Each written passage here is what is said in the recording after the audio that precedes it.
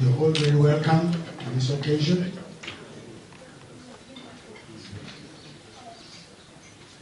And we beg for your indulgence.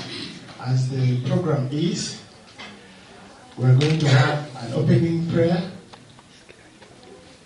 introductions, and we do move ahead. Once again, you're all very welcome to the mid-phase of the ACALISE project. The ACALISE is African Center for Agroecology and Livelihood Systems, which began in 2016-17.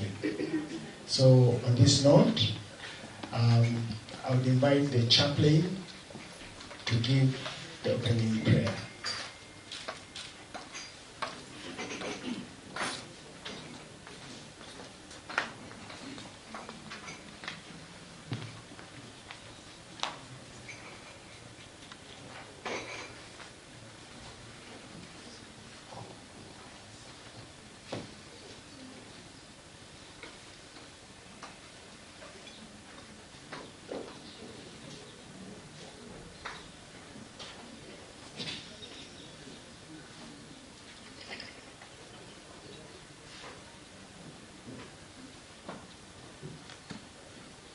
Let's pray.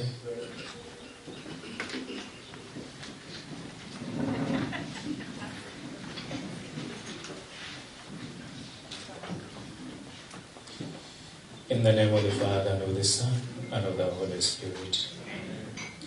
Loving Father, when you created the world, you entrusted it to man to manage and develop it on your own behalf.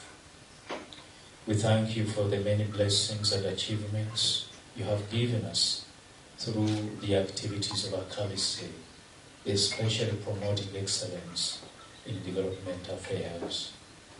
As we gather this morning to launch ACALISE facilities, grant us the grace and wisdom so that whatever we do, we shall undertake will be for your greater glory and for the transformation of the society in which we live. We make this prayer through Christ our Lord. Holy Uganda Martyrs, in the name of the Father, and of the Son, and of the Holy Spirit.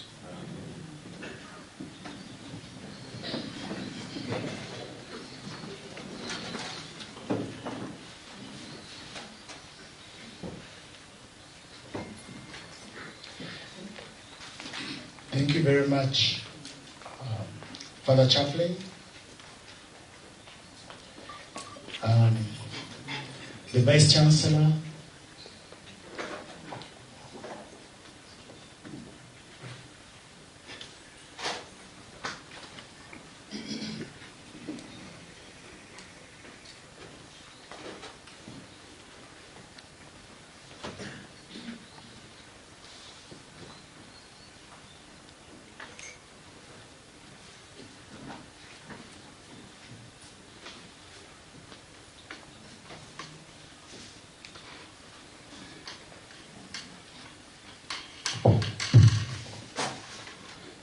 sorry, we had a simple, some protocol mishap. We had written it here and discussed it. Let us have the national anthem, please. And the Uganda Martyrs anthem?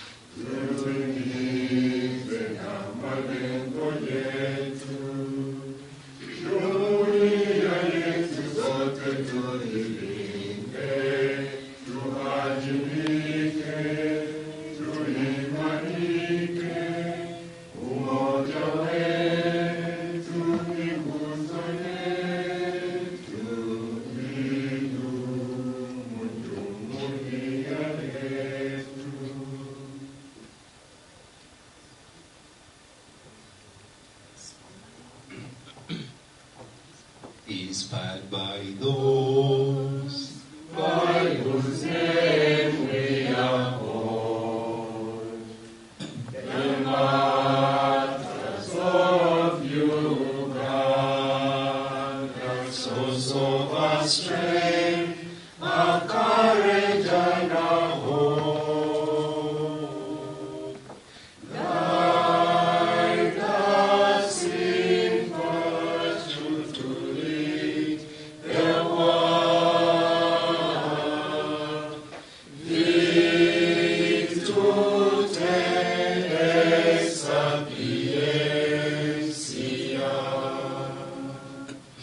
May we remain faithful to the name. Uganda Martyrs University, a place of love where it is good to be. God passing wisdom to lead the world,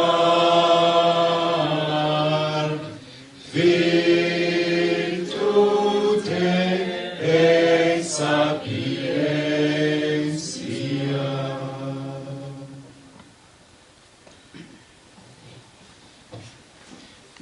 Thank you very much for these beautiful songs of the Vice Chancellor of Uganda Martyrs University, the Vice Chancellor Emeritus, Professor Christopher Mabili, the Deputy Vice Chancellor, Commissioner Higher Education, Dr. Jita, Commissioner, Ministry of Agriculture, Soil and Water, Dr. Fred Kabango, the community, farmers mainly from Linge, the partners, Naro, we have AXA and farmers from Buyikwe, members of ACALISE, the student body, all protocol observers. You're all very welcome. Today, June the 20th, marks exactly 7 years since the project started of the African Center for Agroecology and Livelihood Systems. And we have the pleasure to launch the facilities that are started by this project. And that's why we are gathered here today. And on this note, I wish to invite the head of the institution to give the welcoming remarks for the day. Thank you very much.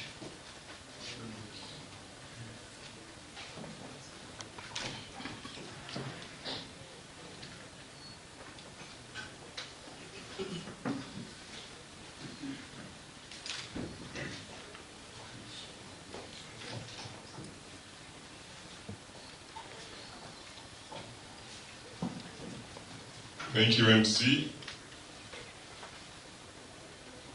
Good morning, colleagues.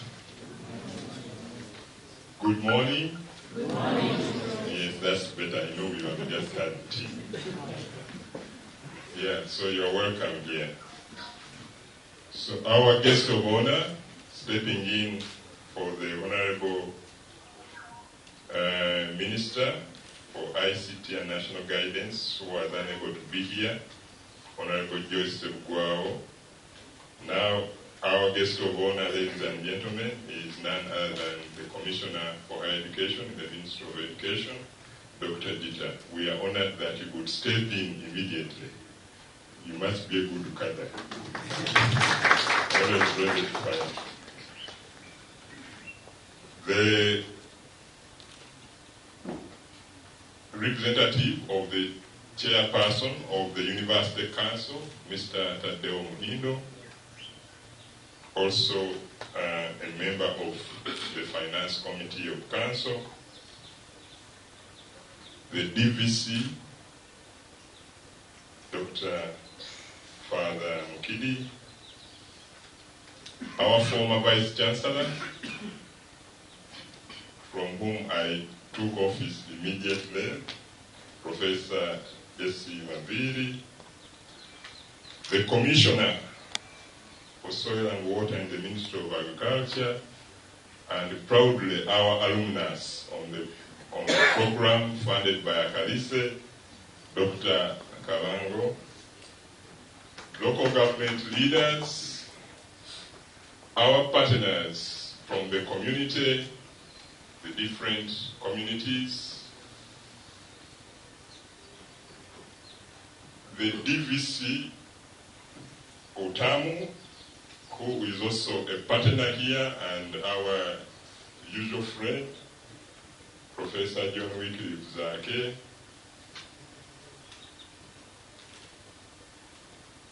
staff, students, members of the media, ladies and gentlemen, this is a great day for Uganda Martyrs University.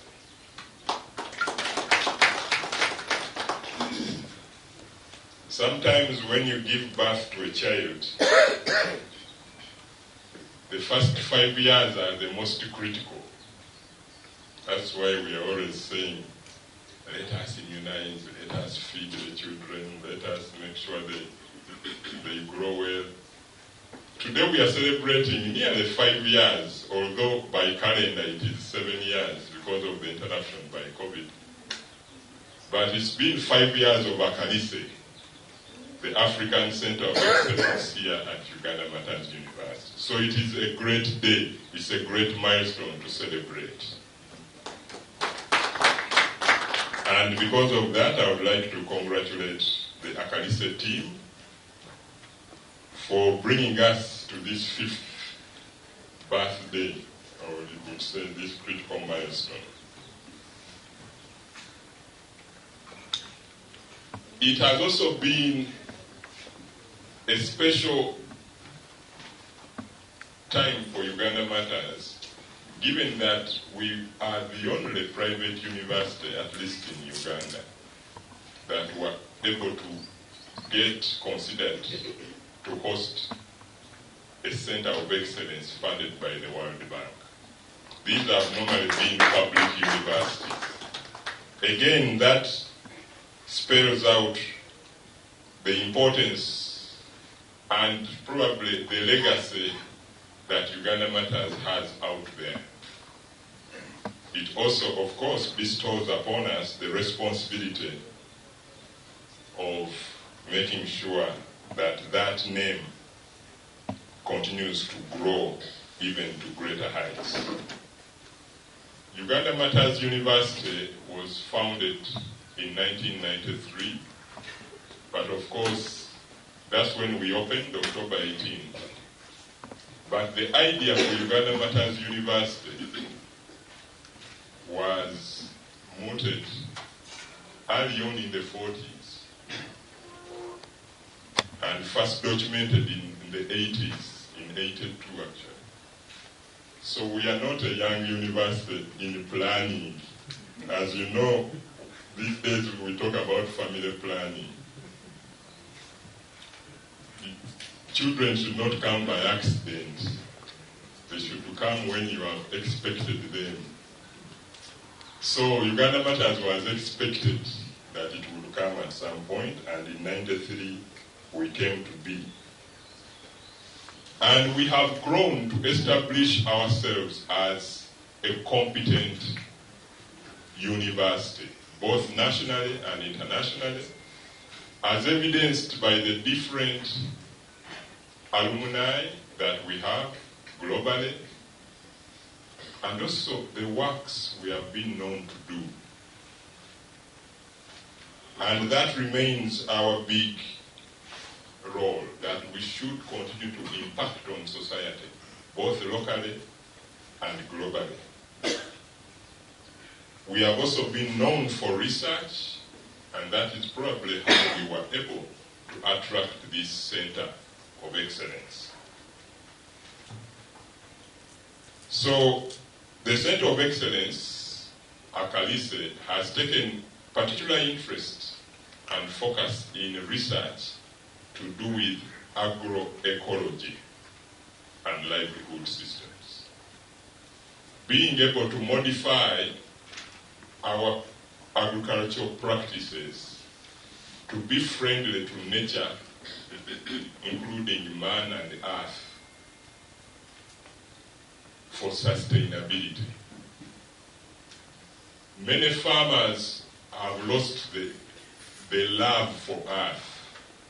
They are only looking at their stomach for the day. They're not even worried about 10 years to come. They're just worried about feeding on that day. Why do I say that? I say that because the amount of chemicals that are going into the agricultural industry does not make you think that these people think that the human race should continue tomorrow. What they care about is, what are my returns on the investment I've made in this soil, in this animal, or whatever. And that means we are, in essence, suicidal human beings. We are actually killing ourselves consciously or unconsciously. Unfortunately, normally we draw example and point very serious fingers to those who commit suicide and die on the very day. In some cultures, they even whip the body, and they don't even bury you in a coffin. They cut you off the tree and they cane you, and then dig up a pit and throw you. But most of our modern farmers that we call modern today are actually committing suicide. And I think we should treat them the same. We should beat them up when they die. Why am I saying that? I am a doctor, and I'm a surgeon, and I see a lot of cancers. It takes usually about 15 years from the first cell to a fully grown cancer. It takes 15 years. So you will not see the impact of those chemicals today. They will come later. Then you start saying there are too many cancers today. But you sowed that seed 15, 20 years ago. So the immediate impact of what you do is not seen.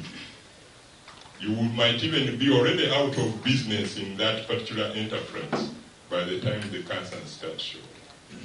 So that is what agroecology and this center is trying to address. How do we bring back safer agricultural practices that will not poison the ground? You might say, I will not eat the tomato, because the tomato is sprayed every 3 to 5 days. You might say, I will not eat the pork, because these days pork is even given antiretroviral drugs. I'm told to grow fat faster. But even if you don't eat them, at the end of the day, you will use the water. And all these chemicals at some point get into the water system. So even if you say, the Sicilian being to Amazon, because water is life. So we are also intoxicating the water masses. You might wonder why the fish are no longer growing big or multiplying. They are probably being intoxicated. And they cannot grow to full potential, or the probability of survival is now much smaller because many might be dying early. So that is the purpose of agroecology. How do we make our farming practices sustainable for man, animal, and the earth, our mother earth? So we'd like to congratulate the ACALISE for leading in that research. However, like I said, when we have a child at 5 years, it's just the beginning of life. So our guest of honor, Dr. Gita, and our alumnus, Dr. Kaka, the request I have is that we have only just started. We should not be closing. Because we have now gone through the stages of excitement. You know, after 5 years, you are not expected to be as excited starting to play funny things. So we have gone through the phase of excitement, that we have a center of excellence. You know, in the first 5 years, you are still having that excitement that you are hosting a center. In the first 5 years, you are also building capacity. You know, both human infrastructure and knowledge capacity, which we have done to some extent in the first 5 years. So this should be now the time for us to start doing the actual work. And we hope that we shall be able to get the funding to drive us forward. That is the request we are making, so that we don't stand at 5 years, because the wisdom has shown it that even a 5-year term as an MP or a president is not enough. Because you have only just gotten used to how things work. So you need another term to be able to now start working. So we would expect that this consideration is taken to the higher decision-making tables to see that the centers of excellence, the S2, are not left to smother away just because it was a 5-year plan. When UNEP started, the National Expanded Program for Immunization, we were still medical students, and at first the funding was for 5 years. And they said, let us see if it can work, if polio can reduce, if measles can actually be controlled, and so on. It took more than 20 years to see that it actually works. So what if we had stopped at 5? We would be getting so much challenge with the polio and so on. So the same applies, and like I've said, especially for agroecology, this is important because it concerns all of us. It is to do with our health. Even though we are looking at the Sustainable Development Goals, and many of them support what this center is doing.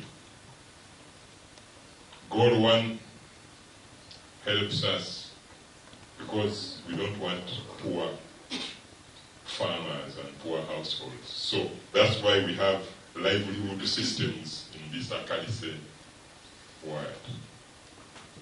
Goal 2, avoid hunger. That's why we are talking about agriculture in this. Goal 17,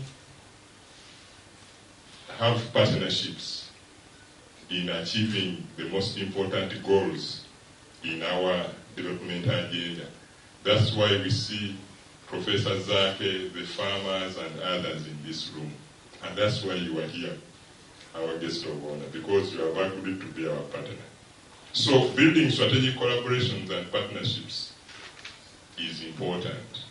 And therefore, in the first 5 years, we've only identified these partners. We now want to start actually working with them. So we hope that we shall be able to take that forward. However, we've not been resting in the first 5 years. We've also built some infrastructure that we shall be launching today. But there is more to do. There is more to do, and I've always challenged the ACALISE leadership team that, to me, what we've done could have been done in the first 2 years. So we need to see more. So now that we have said, now that the excitement has been realized, our hope is that we shall be able to experience a very steep gradient if the next funding is to come, because we've learned the lessons. So the next funding should show us a very steep gradient to be able to deliver in less time what could have taken us 5 years to deliver. We've produced some graduates in addition, one of whom I have very proudly introduced here and seated at the high table, Dr. Kabango. And we hope to produce more in the coming few months and years, because some are still in the pipeline. But we are worried they might get stuck, because when you embark on a PhD, these universities never tell you the truth. they tell you that it will take 3 years. But they forget that you are an adult learner. And adult learners have social, economic, and other demands in addition to their academic pursuits. So averagely, it turns out it takes 4 years. I don't know how many Dr. Kabango took. You took 5. 4 years, yes, averagely it takes 4 years. So there is always an additional year that cushions all the other problems you could have encountered. And we have such many students in the program. But if we were not to continue getting funding, they might get stunted. And so it would be important for us to see that this funding can still come, to see them through, because after that we start seeing the multiplier effect when they start training others. So given that this has been a five-year program, and having said that the average is 4 years for a PhD, we could only produce 1 cohort. So what happens to those that were admitted later if the funding is not continued? So we would like to request that these requests are really taken into consideration for the continuity if we are to make the real impact that we should make. All that said, our guest of honor, ladies and gentlemen, I would like to express our gratitude to the government for having considered that this country needed to host these centers of excellence as part of its development agenda, but more so to thank them for having considered Uganda Martyrs University as a private university to test out this big project. I thank you very much. I would also like to express our appreciation to the World Bank. Unfortunately, we have no representation here. And all our partners that believed in us and decided to work with us on this journey. When you have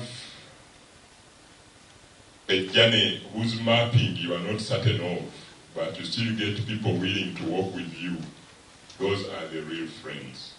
And so we appreciate you very, very much for having come with us, the farmers for having been able to test out what we were trying to do, and all the students that signed on to be trained in a program that was only starting. It had no one you could talk to guide you because you were the pioneer, but you still came. I think that is also something worthy of recognition. I would also like to appreciate the ACALISE leadership, the faculty that have taught on these programs, and all those that have helped it perform and deliver what they have so far delivered. Of course, like the Oliver Twist of old, we still ask for more because we think there can be more. And with those few remarks, I would like to thank you all for coming and to wish us a very nice day of reflection and of hope for a better future. Thank you very much.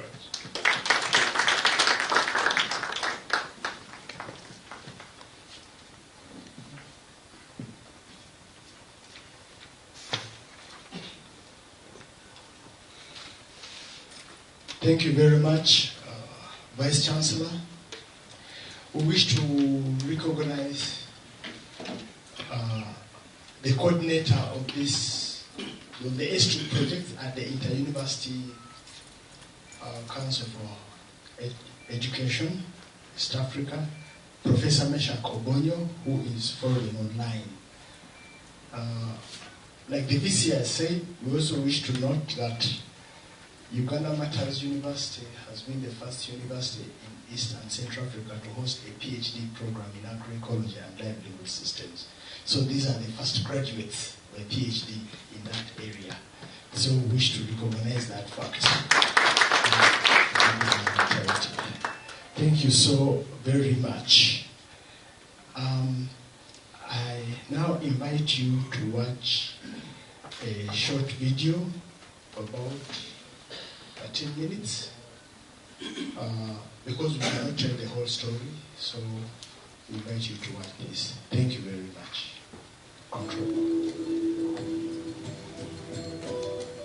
The African Center of Excellence in Agroecology and Livelihood Systems, ACALISE, is one of the 24 World Bank funded Centers of Excellence in the ACE2 project. The main objective of ACALISE is to streamline the production of high-level, well-motivated and ethically conscious critical mass of agroecology and livelihood systems experts. Activities undertaken by the project since its inception include the national launch of the African Center of Excellence, S2s, in Uganda, presided over by Uganda's First Lady and Minister in charge of Education, Mrs. Janet Museveni.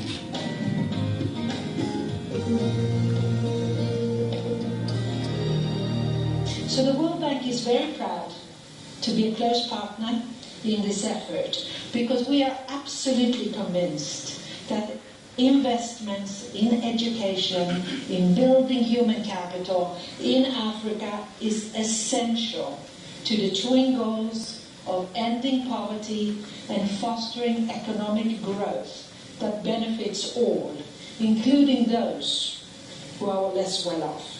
And the ACE, the Africa Centers of Excellence project, will make very substantial contributions to the achievements and progress towards these goals. We look forward to the innovation and research coming out of the centers. It will strengthen Uganda and the region's expertise in agriculture, agroecology, materials, products development, nanotechnology, farm biotechnology, and medicine. So, because it was a very good topic, agroecology, livelihood systems. You see the time here wouldn't allow us to know exactly what they want to do. But agroecology means like you use normal methods, natural methods of growing plants. You have plants and animals and water interacting very well.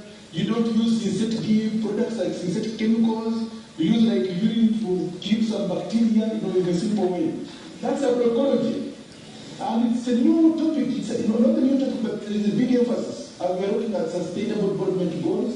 How do we have sustainable agriculture? Today, it is a liberating day for my spirit personally to see our universities really now talking about these projects that are addressing issues that deal with our everyday life. And searching with us for real solutions. And I was so happy to listen to Professor Sebufu from Nkozi. He really made my day. Just listening to what he was saying. In the Eastern and Southern African Centers of Excellence, Uganda itself has demonstrated or can be regarded as a center of excellence. Why do I say this? It's the only country out of the 8 countries, as I have been told, that has a private university participating in the centers of excellence. And I would like to take this opportunity also to thank Uganda Martyrs University for putting in a bid that was successful. Coming from a private university, they put in a bid where other public universities were, and they won it. At the inception of the project, ACALISE facilitated a baseline survey to identify the available agricultural livelihood systems and practices in Uganda and their connectivity to agroecology. The baseline survey report was launched on 20th September 2019 by the Minister of Agriculture, Vincent Vamulangachi Senvija. Minister launches a book.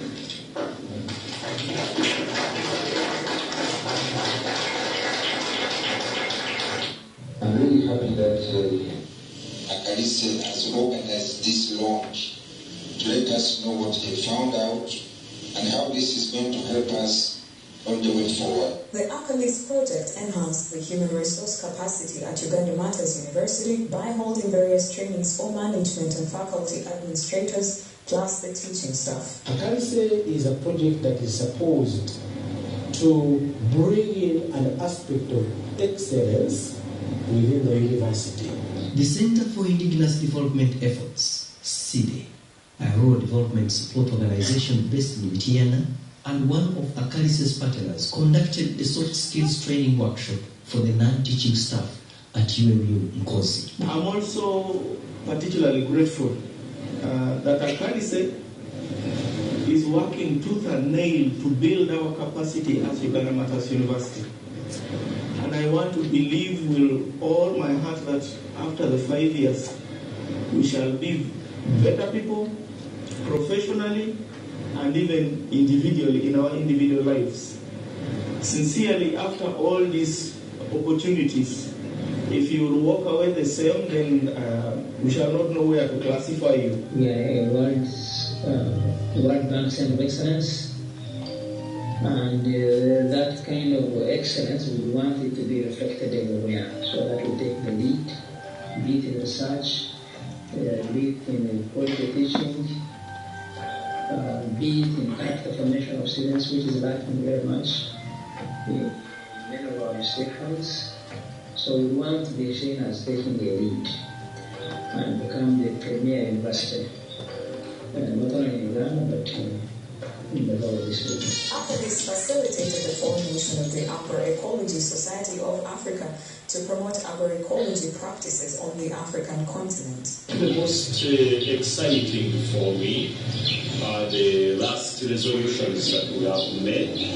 We have an agroecology society and we have an agroecology journal, because that is the best way we can build sustainability of agroecology. The ACALISE project supported the drafting of the communication strategy for Uganda Martyrs University in order to improve on the internal and external communication and flow of information within and outside the university.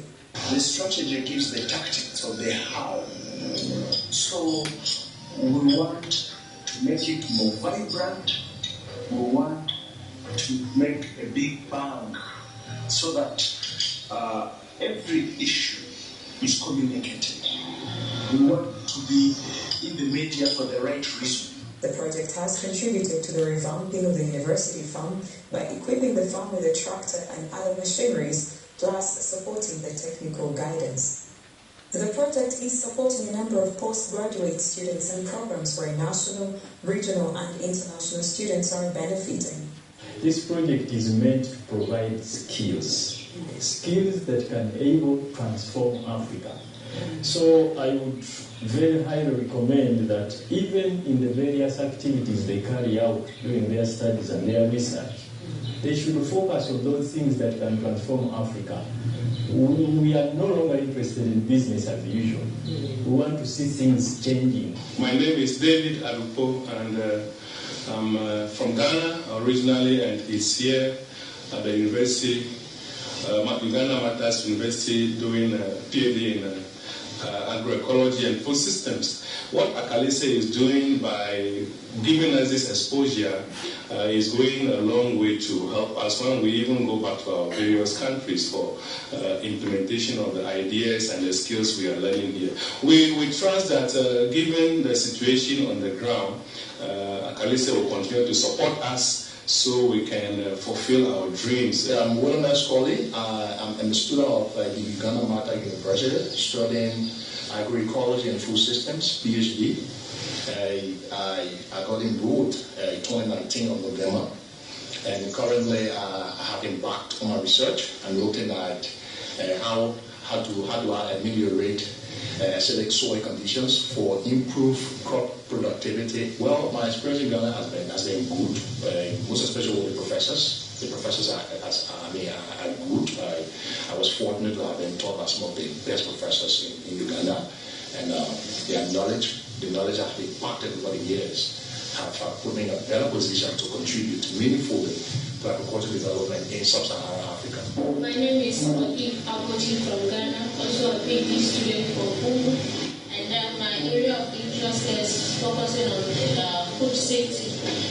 Specifically, I'm looking at the occurrence of mycotoxins, contamination of rice at pre and post-harvest stages, and their preventive measures. Contaminations take place along the value chain, and then that's why I'm also here to listen to some of what will be shared, and then I'll also use it to develop my research.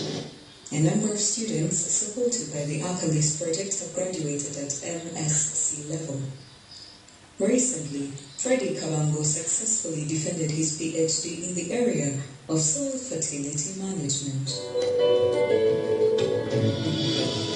The ACALISE project procured a hostel facility to cater for postgraduate students and visiting professors.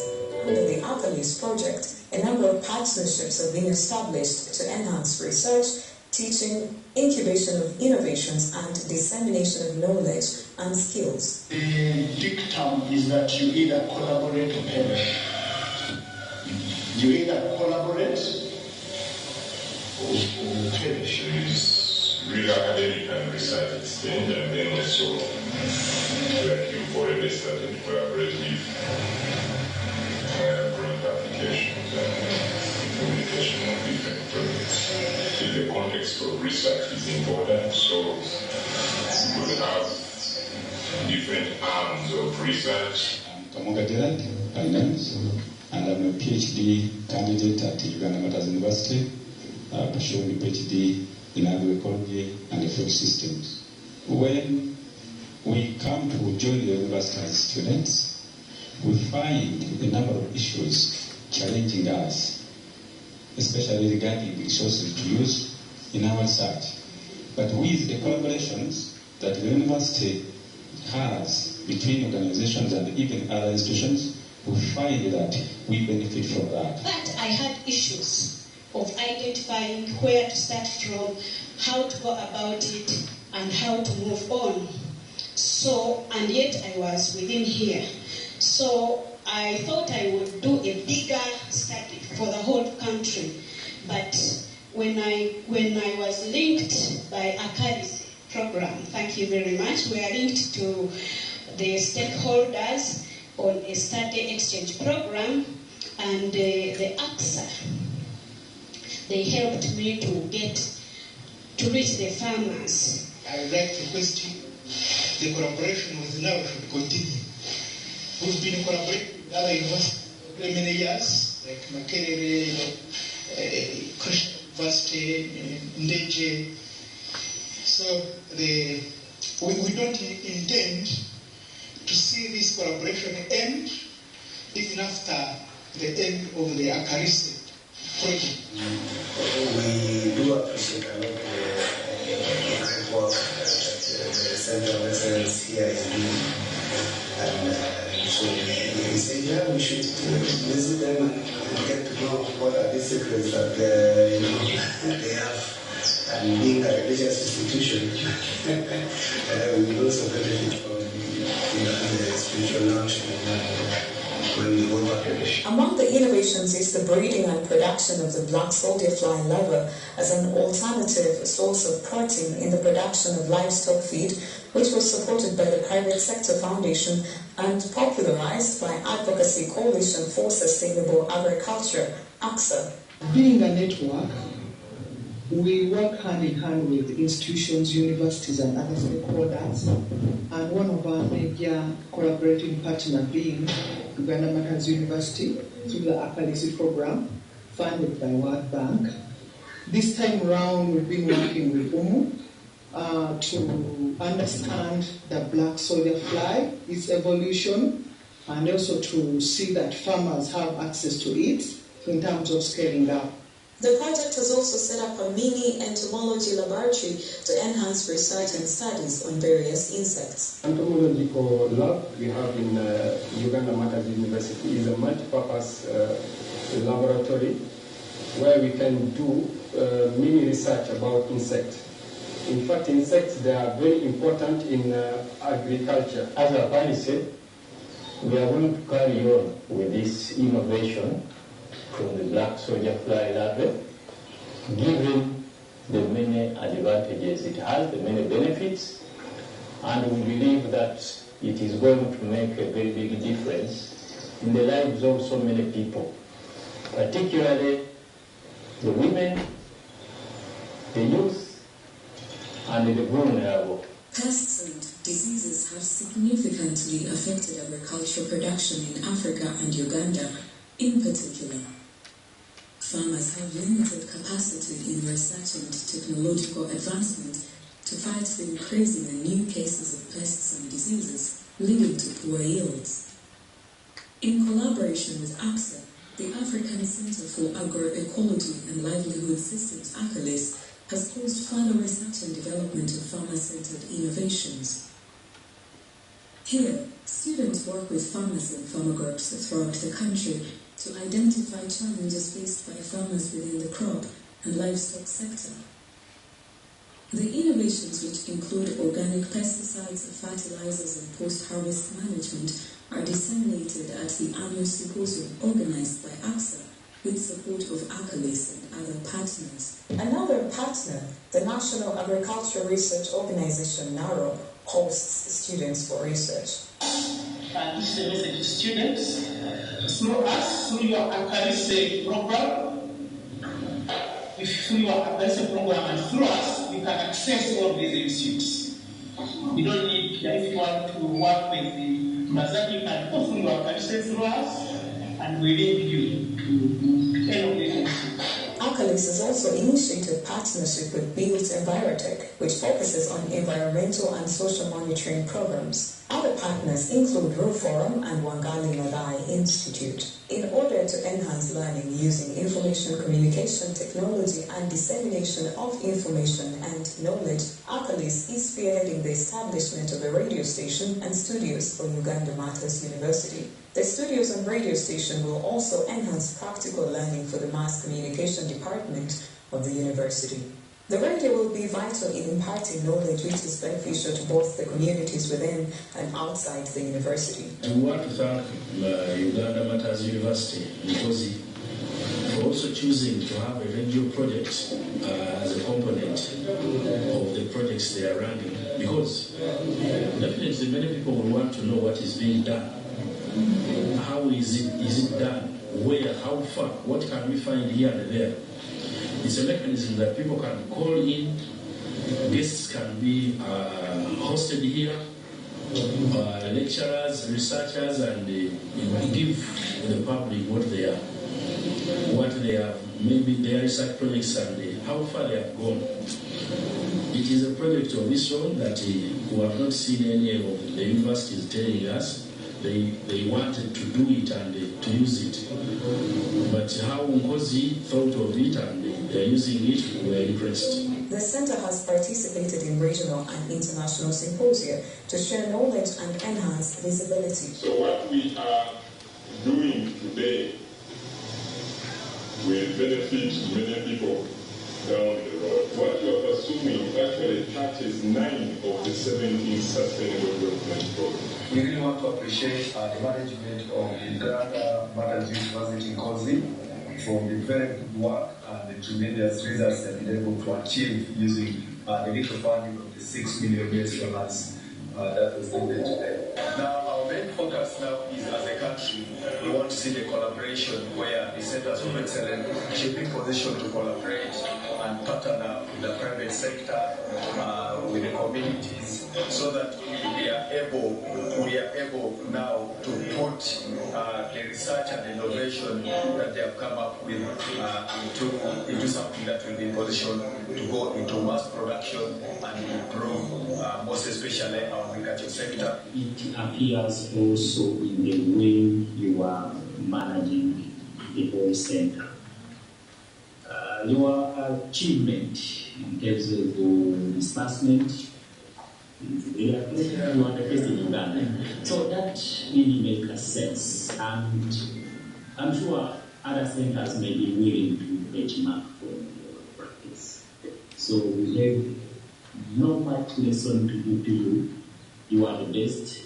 I'm not the one who is just inventing that one. It just transpires from your own report. So thank you very much, and hope this sustainability that we all look for will end up happening in a way or another. Despite some challenges we faced the implementation of this project, especially challenges related to the onset of the COVID-19 pandemic, this project has registered tremendous success. At ACALISE, as African Center for Agroecology and Livelihood Systems, we've managed to achieve and sometimes surpass most of the targets. I'm very glad that we've set a very good record as the only private university that others can emulate. I wish, therefore, to thank all the key stakeholders that have made this possible.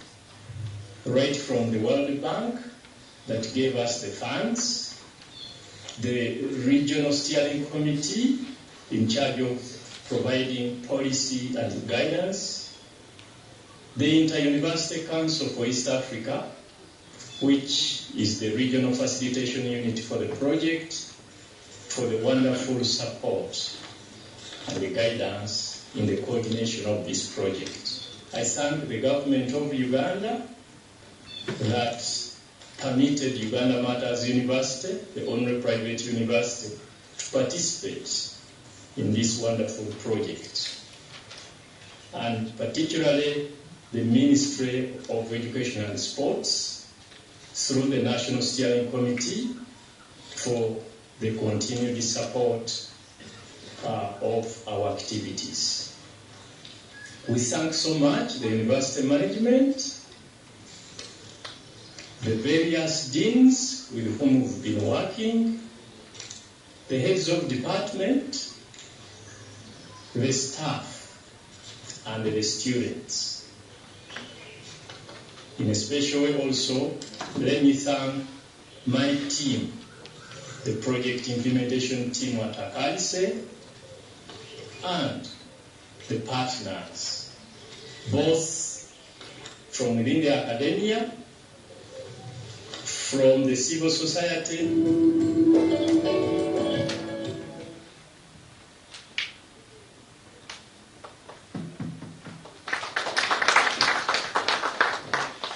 Thank you very much. That was just a brief visual about a summary of how ACALISE began and how we've gone forward. We now have a brief remark on history by Professor Wycliffe Zake, who participated in the conception of this project. And please, Professor, you're welcome. Without running out of time, we shall give brief remarks. Everyone, thank you very much, Professor.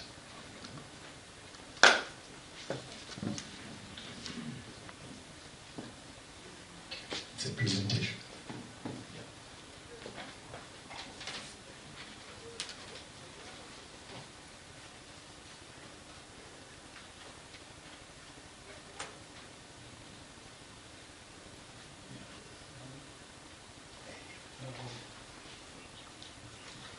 Good evening, ladies and gentlemen.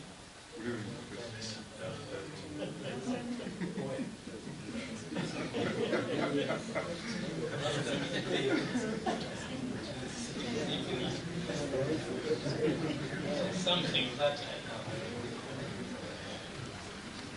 tried to go and see when evening starts and afternoon ends. You may Google that. Be surprised. It is indeed a great honor to be remembered in the ACALISE formation. I think my colleagues here probably don't tell all the stories. Where I do know that one time we nearly slept at Uganda because we wanted to beat the deadline. I know we slept at Uganda.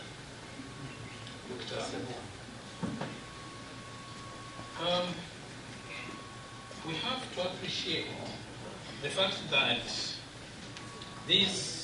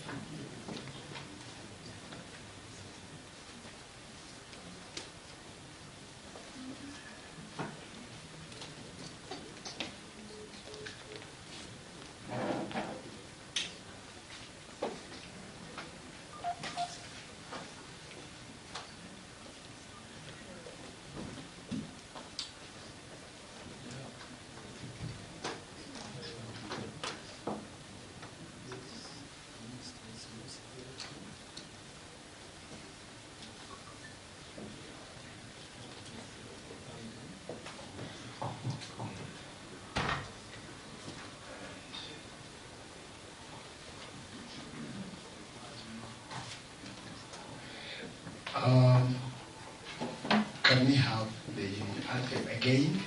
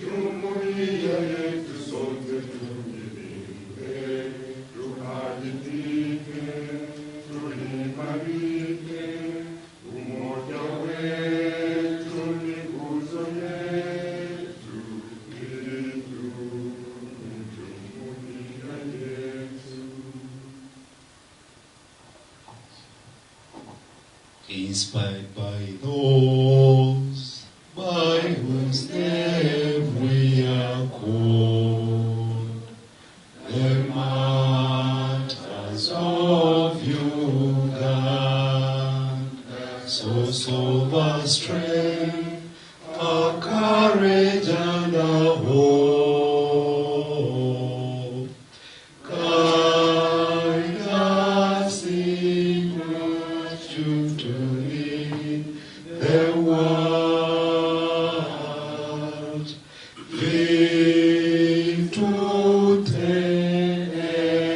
sapiencia.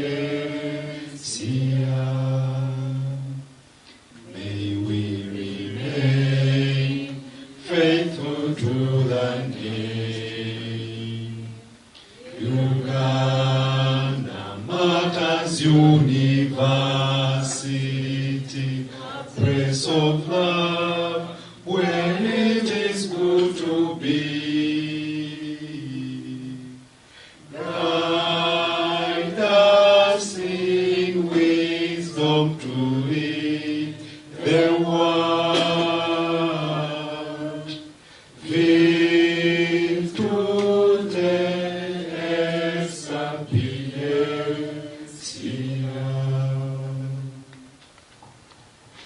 You can be seated. We very much welcome the representative of the Minister of ICT and National Guidance, and I would request the Vice Chancellor to officially welcome him. They have given us permission to go ahead with the project, with the presentation, so the Vice Chancellor will welcome him. Okay, we can go ahead. So far we've made remarks, and now we're on the history of the project. Thank you very much. Ladies and gentlemen, protocol observed. Honorable Minister, I'm not ignoring you at all. My presentation is actually very, very easy because a lot of what has already been said covers the formative stages of processes of ACALISE. So I'll just pick a few points. So I shorten the speech. So, what was this? The World Bank had long realized that projects in Africa do not work. They felt that we need to change the modus operandi that they brought SCE1 and SCE2. It is, of course, very hurting that apparently until the World Bank came, we are not able to identify these shortcomings in our projects. But here we did.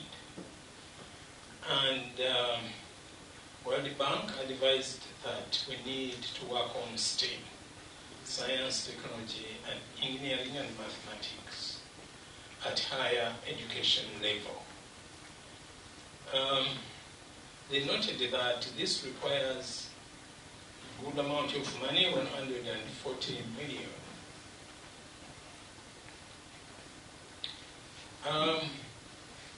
What does that mean? It meant that those who are applying for these projects have to come up with a plan, clear plan on how they will achieve the outcomes.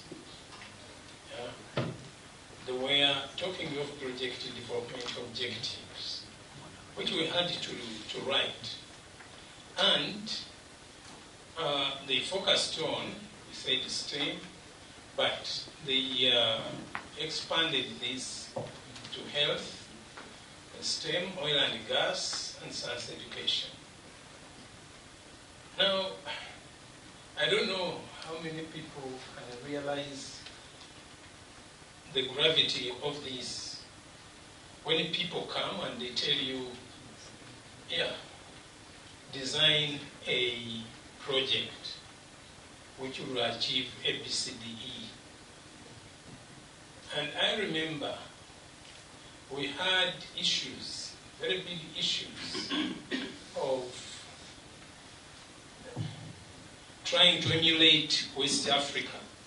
You can imagine being benchmarked against countries that are not the same as you. But they were adamant that no, West Africa has managed to create a benchmark. They have managed to create a modus operandi how this has to be done. So I remember at that stage it was still here and there, no concrete plans at all. And here we have the director, the then director, Dr. Jude Sebofu is here. If he wants people to see him, Sebofu. Yes. Yeah. He tried to gather us and working with the forum. At one stage, he had to represent Professor Renyi into this project.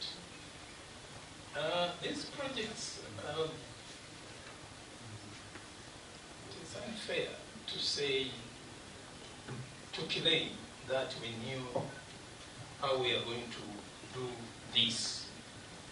I don't think we knew. We had to make a number of drafts. These are drafts which would go to the World Bank people. A lot of them returned to tell us that, no, you are not yet up there.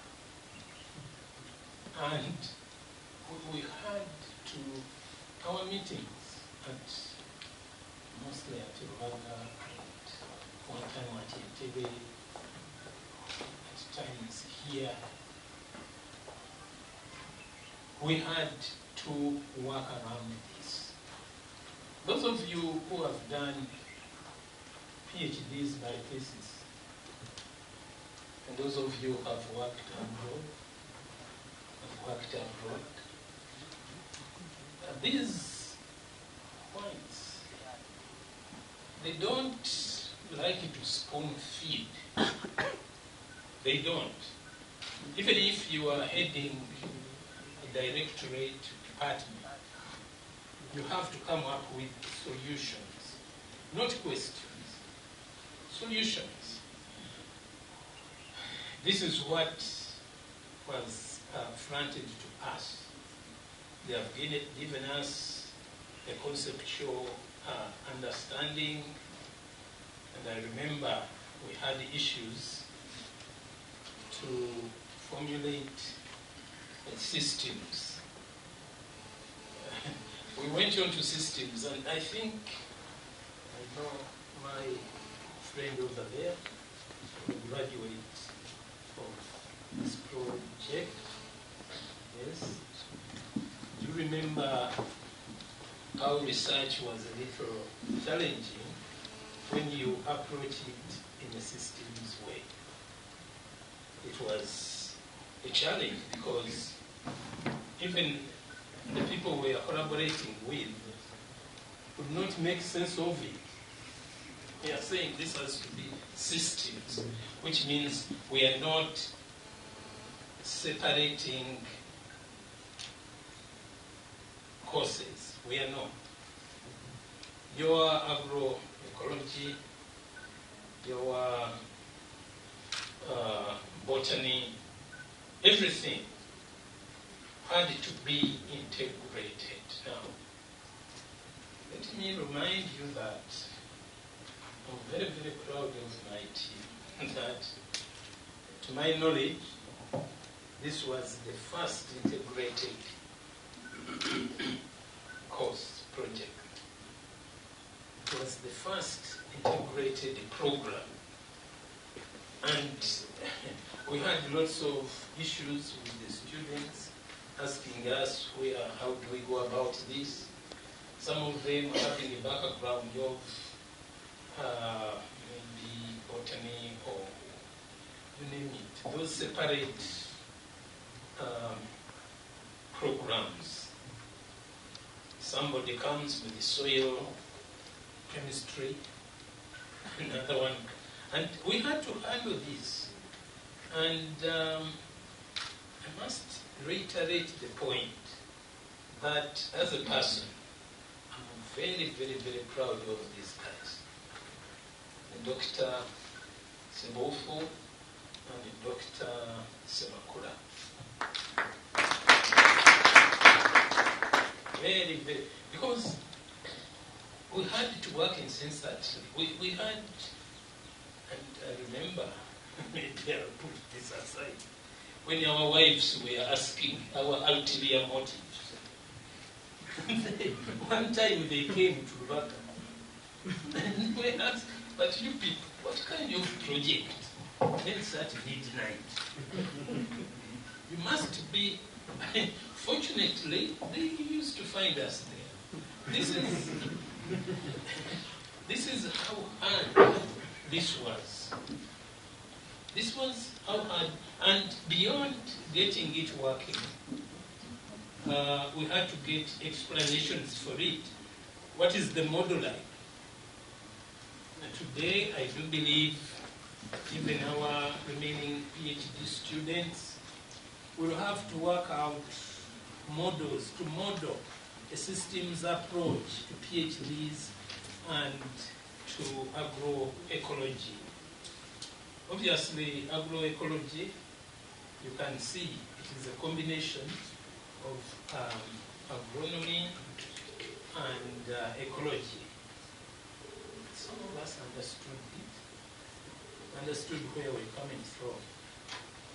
But getting a student work out to earn a PhD based on a framework, a model that has never been done in Uganda was one of those big challenges. Of course, unfortunately, we lost our colleague, Professor Moine. And I stand here, I wish he was here. And I'm wondering what he would be saying. Because, so, I'm told to be very fast. So, when I talk and you don't find any coherent message, you will know that some points have been skipped. Yes. So that is their systems approach in 2015. We had all those characteristics, attributes, and we worked. We really worked. Remember that we worked without any pay. I don't think we are paid. No. I think Professor Martin were very to fund us, like when we used to be at Uganda. Thank you very much, Professor Martin. That was very, very nice of you. And of course, you don't get scot-free from people, staff, who thought we are actually trying to make money for ourselves. And so they never wanted to participate. But we pushed on, and the issues, dear Minister, we in the private university sector, we suffer a lot. And I think, I beg that you take this message to the big people. Because if it were not for Professor Maviri and the four that working hard, this would have not materialized. So these, you can see the numbers. 116 proposals submitted. 92 considered eligible. 24 selected. Only one from a private university. Remarkable. It is a very big achievement, which, of course, Honorable Minister, some of us, we think the support by the government should follow the students. By that I mean, if you have more students at give them money, because these are products of taxpayers. Yes, just like those at Makerere.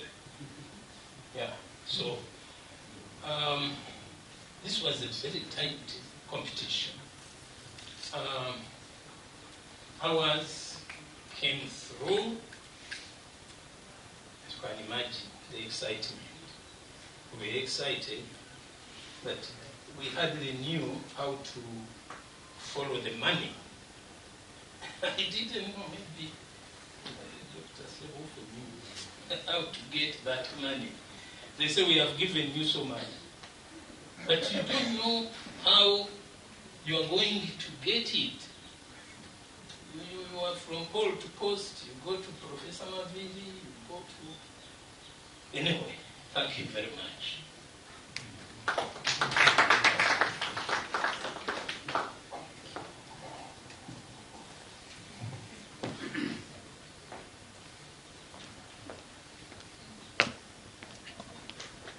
Thank you very much, Professor Zake. I request the next speaker, as in the interest of time, as we time back, there are so many people to speak. I will now call upon Dr. Sebofu to present the ACALISE report.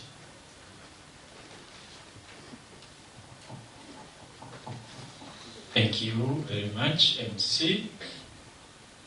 When Professor Zake begins to speak about the history, sometimes some of us begin even to sob, because you remember the whole process that we went through.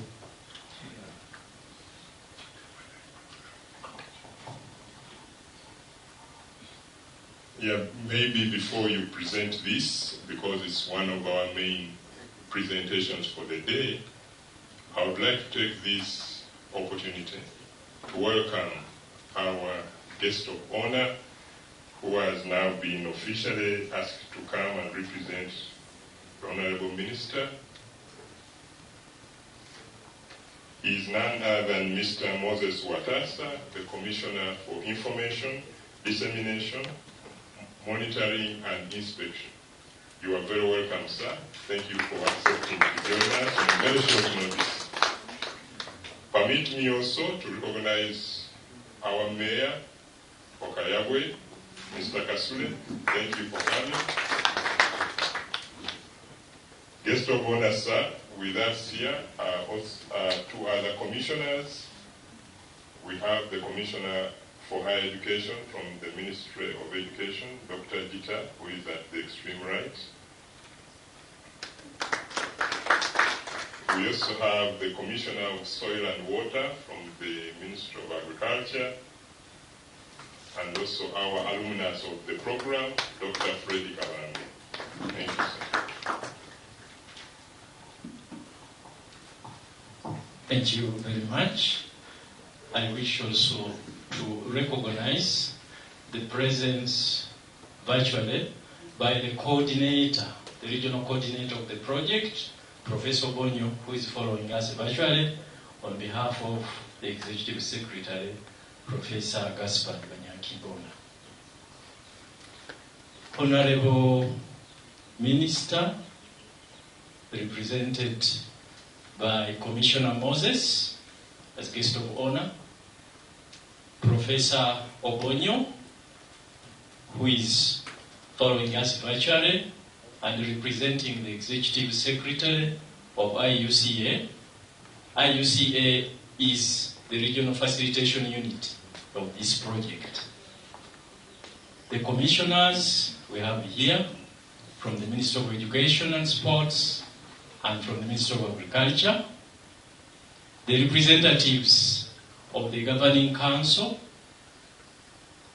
the members of management, our former VC and pioneer patron of ACALISE, partners, the mayor of Kayabwe, staff, students, the community, ladies and gentlemen.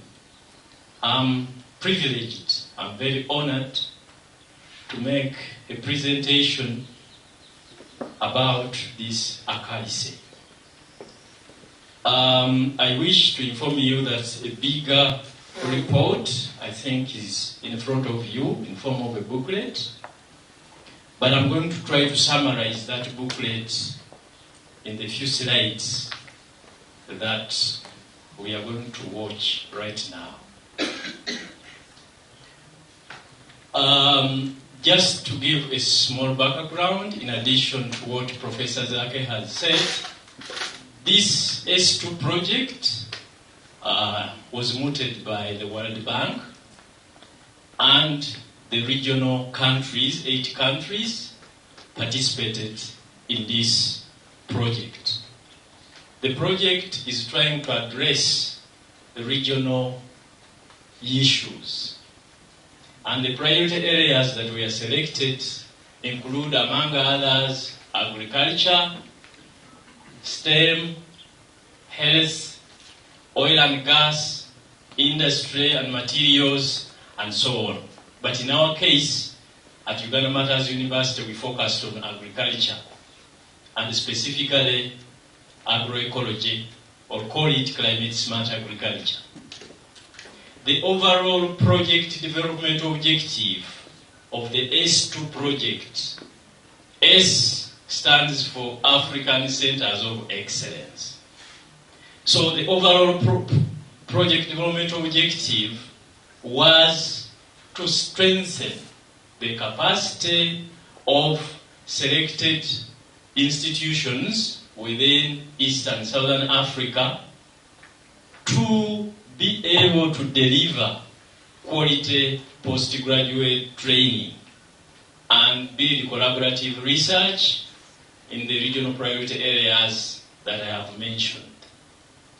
And as Professor Zake mentioned, unlike other projects, this project, guest of honor, was linked to results.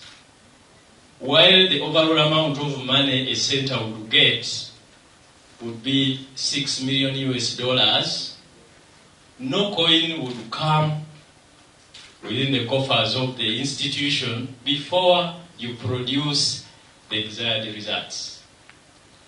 Each center has its own targets that we agreed upon with the funders, and it's only after achieving some of these results that an external body would come and verify whether it is true you've managed to achieve such and such a result.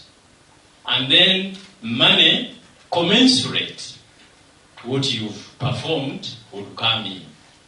So that was the nature of the project.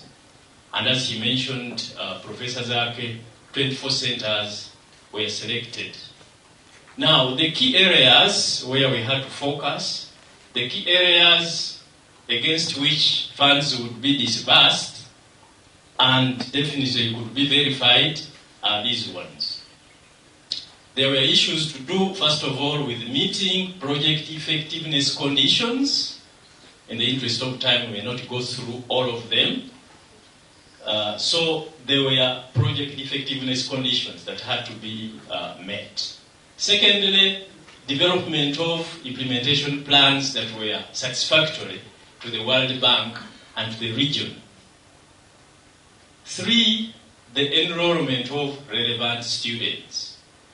And here, relevant students included national students, but above all, international students, students from other countries. if any of the centers was able to enroll only national students, not a single coin would come. Actually, in the first year at UMU, as we were implementing the project, we had only national students and we couldn't get any coin. So a certain percentage of the students had to be international, or we use the word regional. So from within the countries in Africa. And then definitely you had to consider the gender issue, ensuring that there is equity.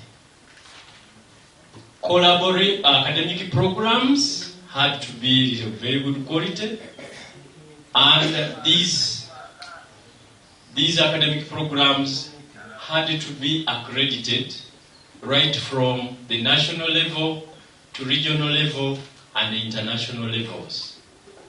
And then collaborations and partnerships. Publications in peer-reviewed journals, in international journals for that matter. So any publication had a certain amount of money that would come after you have published, not before. Then the faculty and postgraduate students exchanges to ensure that our students are not inbred, our students are able to have experiences from all over. Then there was a requirement that every center of excellence had to generate income. When you generate $1, World Bank gives you another $1. And they had to first verify that actually, if you say you've managed to raise $100,000 as income from elsewhere, they had to first check whether that amount had hit the account. When it has hit the account, then they give you another $100,000. Successful participation in international benchmarking. It was obligatory that centers take their institutions to another level. Their host institutions had to be seen on the international arena, and therefore we had to participate in international benchmarking. And then funds would come in when you successfully participate. And finally, this critical issue of finances. There had to be very transparent, very timely finance management and procurement. So every year they would look at that. If it is done properly well, then there is a certain amount of money that will come in. So actually, we didn't earn the money at the beginning. That one remained on paper. And then when you begin implementing, you begin to work in order to get the funds. As far as we are concerned, here at Uganda Martyrs University, the main objective of the center, ACALISE, was to streamline the production of high-level, well-motivated, and ethically conscious critical mass of experts in agroecology and livelihood systems for the good of our country and for the good of our region. And in our plans, this was to be done through strengthening relevant postgraduate training and research, capacity building for staff in order to establish a vibrant faculty body that is worth a center of excellence, acquiring necessary facilities and implements, creating strategic partnerships for robust growth and sustainability, then influencing national policy on climate-smart agriculture. We came to realize that whatever we would do would not make much sense unless there was a policy in the country on sustainable agriculture, on climate-smart agriculture, on agroecology, on organic farming. Then through the internationalization and the reputation building of our institution. Because there is no way you can talk about a regional center of excellence when the mother institution is not internationalized, when it is not having a good reputation internationally. And then through a creation of income-generating enterprises. Briefly, I want to go through how we managed to perform. I'm very glad to say that we were able to surpass the project targets. So we not only achieved the necessary targets, we actually surpassed them. And it's something to brag about. And therefore, as ACALISE, we are selected to share best practices even to the newly established ACs. There are centers that are quite new in Mozambique and Malawi, and ACALISE was invited to contribute their orientation so that we share best practice, meaning that we are regionally recognized for a degree of excellence. And as a matter of fact, in Uganda, we are the only center that was selected by World Bank to sponsor agriculture students.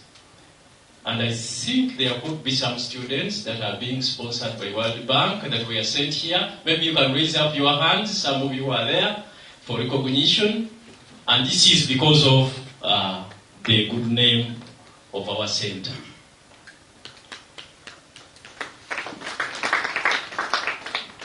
Now, as I mentioned earlier, the various disbursement-linked indicators and disbursement-linked results against which money would be sent. One of them, you remember, was students' enrollment. So, Honorable Minister, I want to inform you that we managed to enroll students. Actually, we are able to double the target that we had set at the beginning.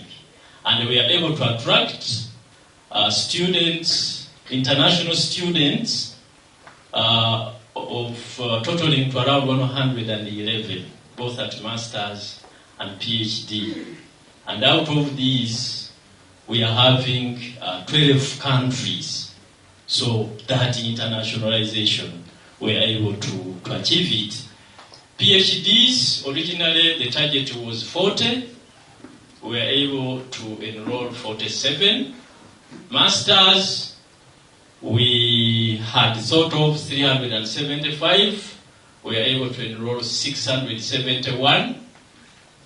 The same applies to training of communities. We are able to surpass the targets. The same applies to academic exchanges. Secondly, advancement of research. I'm glad to inform you that we are able to hit the targets set by World Bank on international publications just within the third year of project implementation. And the government of Uganda also recognized us for a very important research carried out by this university at the center. They carrying out a research on the baseline research on agroecology and livelihood systems in Uganda, and it was the first of the kind. And that report was launched by the then Minister of Agriculture, Mwami Sempija. And a number of researches, especially having a comparative study between organic farming and conventional farming. And we specifically focused on coffee and on pineapple. Third, we've been able to influence national policy, as I mentioned earlier, that talking about climate smart agriculture, when you don't have a policy in place in the country, would be quite fruitless. So we are able to work with other actors within climate smart agriculture, within sustainable agriculture, namely ACSA. ACSA stands for Action Coalition for Sustainable Agriculture. And we are able to draft a national organic agricultural policy, which was passed by Cabinet in November 2029. And I wish to say that ever since that time, the attitude of His Excellency on organic farming changed. Because before that time, there was some consideration for GMOs and so on and so forth. But after that, things changed. Then we have also worked on curricula that are quite rich. We began by carrying out the baseline survey, as we have mentioned, in the agricultural zones of Uganda, about agroecology, the skills gap, and the results we got informed what kind of curricula we had to develop, the content. It also informed, that research also informed the review of the various curricula that were existed. And as we speak, we had 2 PhDs that we were able to develop, then 8 masters, one of which is internationally accredited, and then several short courses to assist our communities. I wish to inform you that Uganda Martyrs University is a university that works with the community. Actually, you can call it a community university. We always ensure that their well-being is also catered for. While the project was focusing on postgraduate training, we thought it was very, very important to empower also the ordinary people in short courses. And this is in line with what our president has always insisted on, skilling the people so that they are able to improve their socio-economic status. Most of the people around us, they are farmers, they are peasant farmers, so to say. And they needed these skills. And I'm glad that some of these committee members have been able to come here. Maybe you can wave to the Minister for recognition. Community members, and especially we focus on the women, the youth, and the most vulnerable. We have been able also to build capacity for our staff, because by the time we began, actually, as a center, we didn't have enough capacity as a university in terms of human resource. So we thought of building this capacity so that there is sustainability, so that we don't depend so much on external people that come and go. While we need them, we also need to have our own staff. And so we have had a number of short course trainings for our staff, actually including our management. And I'm glad to mention that we are able to provide international training in one of the best training institutions in the world on higher education management. That is the Galilee Institute in Israel. So we provided support to our management members to go and study so that they are able to assist us also as a result. Then a number of staff, 10 staff, were given scholarships to study in various areas where we saw that we are wanting as a university. Some went out of the country, some within the country, but outside the university, and then 2 studied here. So some of these have already finished their studies and have come back to serve. Others are still on the way, but we are very hopeful that they are going to complete, come back, and serve our university so that the center continues to prosper. I mentioned about the need, the requirement that our institutions were supposed to be taken for benchmarking internationally, and I wish to state that we did that very well. And our institution was rated. There were two areas on which we are being rated: on institutional performance and on institutional health. This was a very big exercise that took actually several months, and out of which we were ranked at 100% on institutional performance, and then 96% on institutional health from the data that was collected. And I think that is something really to be very glad about. We have been able also to generate income as a center for these years. Our target actually was 600,000 US dollars. That was the target we had at the beginning of the project. So we are thinking that maybe every year, more or less, we could raise like 70,000, 80,000 US dollars. But I'm glad to say that we went even be more than double. We are able to generate 1,400,000 US dollars during this period from the various projects we wrote, from those students who paid fees for themselves, from activities on the farm. So that is the amount we are able to raise, meaning that there is a lot of capacity even to go on after the project period, provided that there is the necessary support. And then the last one on the list I gave was the financial management.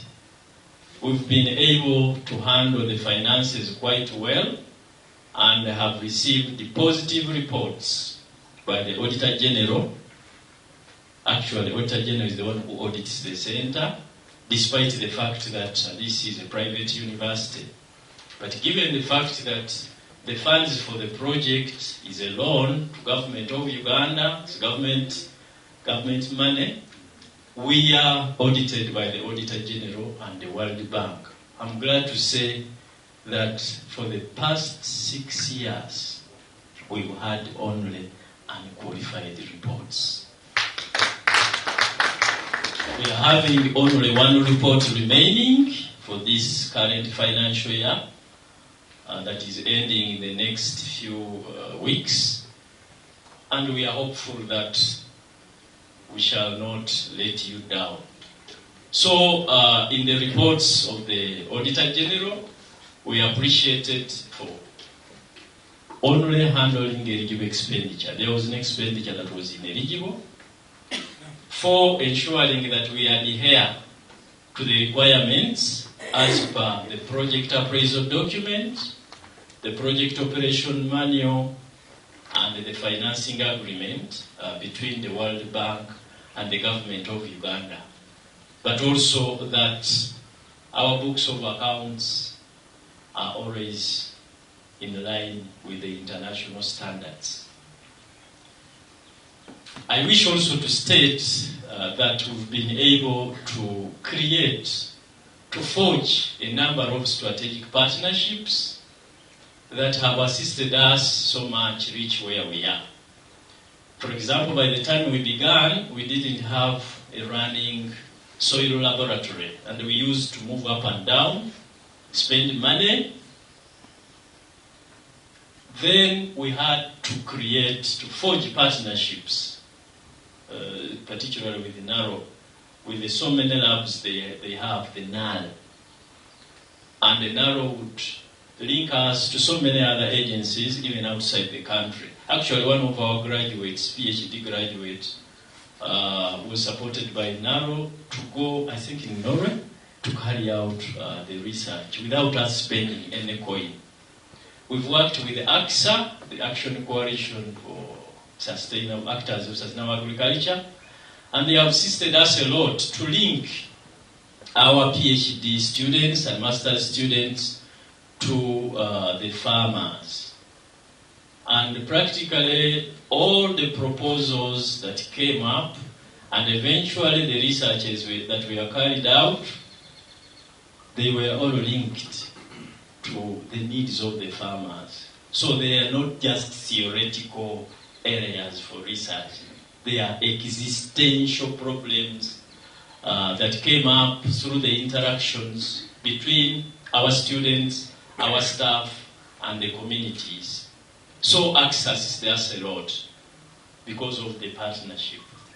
And we were able also to produce a number of innovations, as we shall see in one of the slides, because of that collaboration.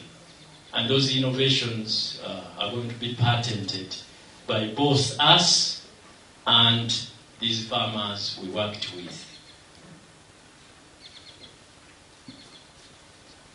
Then I'm glad to say that we've been able to create a very good reputation, even internationally, because, as you might have heard from the Executive Secretary of IUCA, which is the regional facilitation unit of the project, that we become a hub for benchmarking by other centers.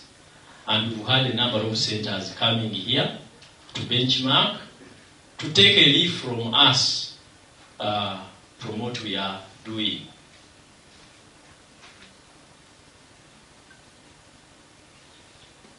These are some of the innovations that are really already assisting our farmers.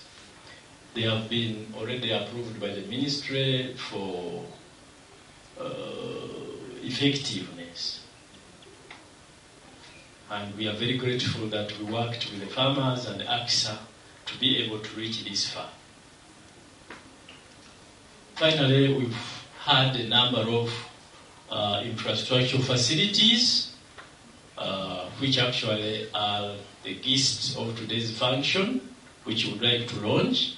But all of these came because of this project. We thought that we really badly needed these structures to assist us for the future. The radio, the postgraduate hostel, the feed mill, to ensure that we can be able to produce sustainable feed, but very cost effective. As you might be aware, over 80% of the cost of production for those who carry out animal husbandry, farming animals, over 80% is spent on feed.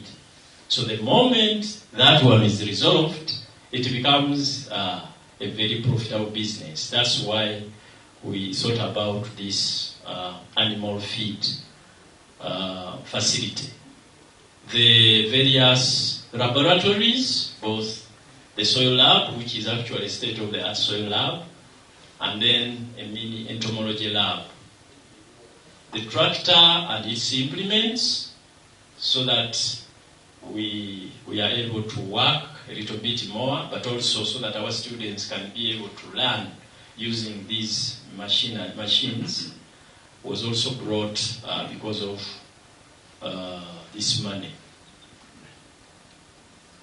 As I conclude, I wish also to inform you of some other successor projects. Definitely the S2 project has ended as a project, but we are looking forward to the Center of Excellence continuing to exist as it was envisioned, because all of these centers were envisioned to exist beyond the project period, to have another phase that would assist us commercialize, that would assist us make real impact to society. But as that comes in, there are some other projects that we've been able to win. First of all, the S2 phase, the next phase of this project, according to World Bank and the Regional Facilitation Unit, they are really very, very satisfied, and they want that this phase 2 comes on board. The government of Uganda has sent several teams to inspect us. including a team on budgetary monitoring from the Ministry of Finance. We've had a team from the Office of the President, State House.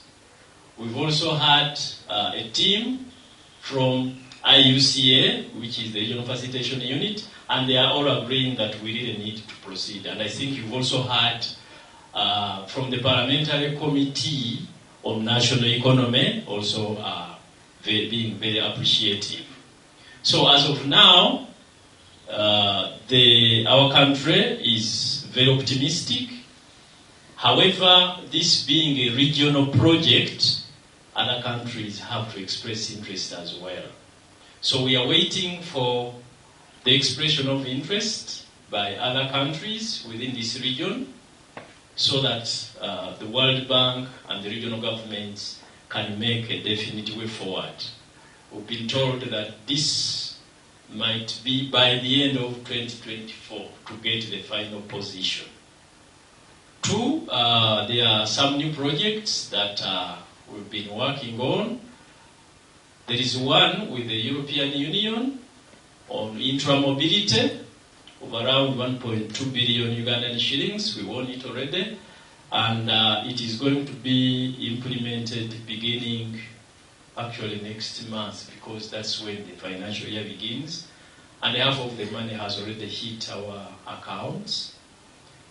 Then another one is a Macanite Foundation supported project of around 600 million Ugandan shillings on agroecology markets, especially in eastern Uganda. That one is already going on. And then, of course, that of the Martyrs students training, the international students that were sent by World Bank, and everything is paid for by World Bank, which might take around 300 million. That one we can say already has come because the students are already here. I think they have now finished their first academic year. Three, there is another project that has already been launched by His Excellency the President. It was launched on Women's Day. That is a GROW project through private sector foundation that are already our partners, and the Ruhore. This one is around 1.3 billion Ugandan shillings, and it's going to assist a lot in skilling the women and the youth. Four, we are hopeful that with the launch of these enterprises, our university will be able to find the best way to ensure that these facilities generate funds that can also contribute to the sustainability. There is also another project which is still in the pipeline. That project is a multilateral project between the European Union, the African Union, and the World Bank. Some centers of excellence were invited to have a meeting. We had a meeting in Mauritius. That's a few weeks ago, if not a month, to think through it, and we are waiting for their final word.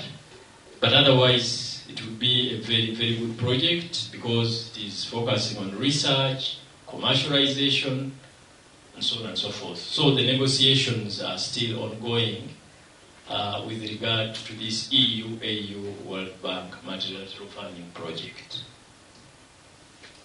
Finally, Honorable Minister, I wish to make some words of appreciation.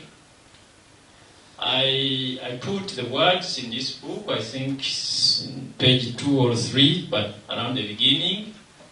But I wish also to reiterate some of the key stakeholders here in my own voice.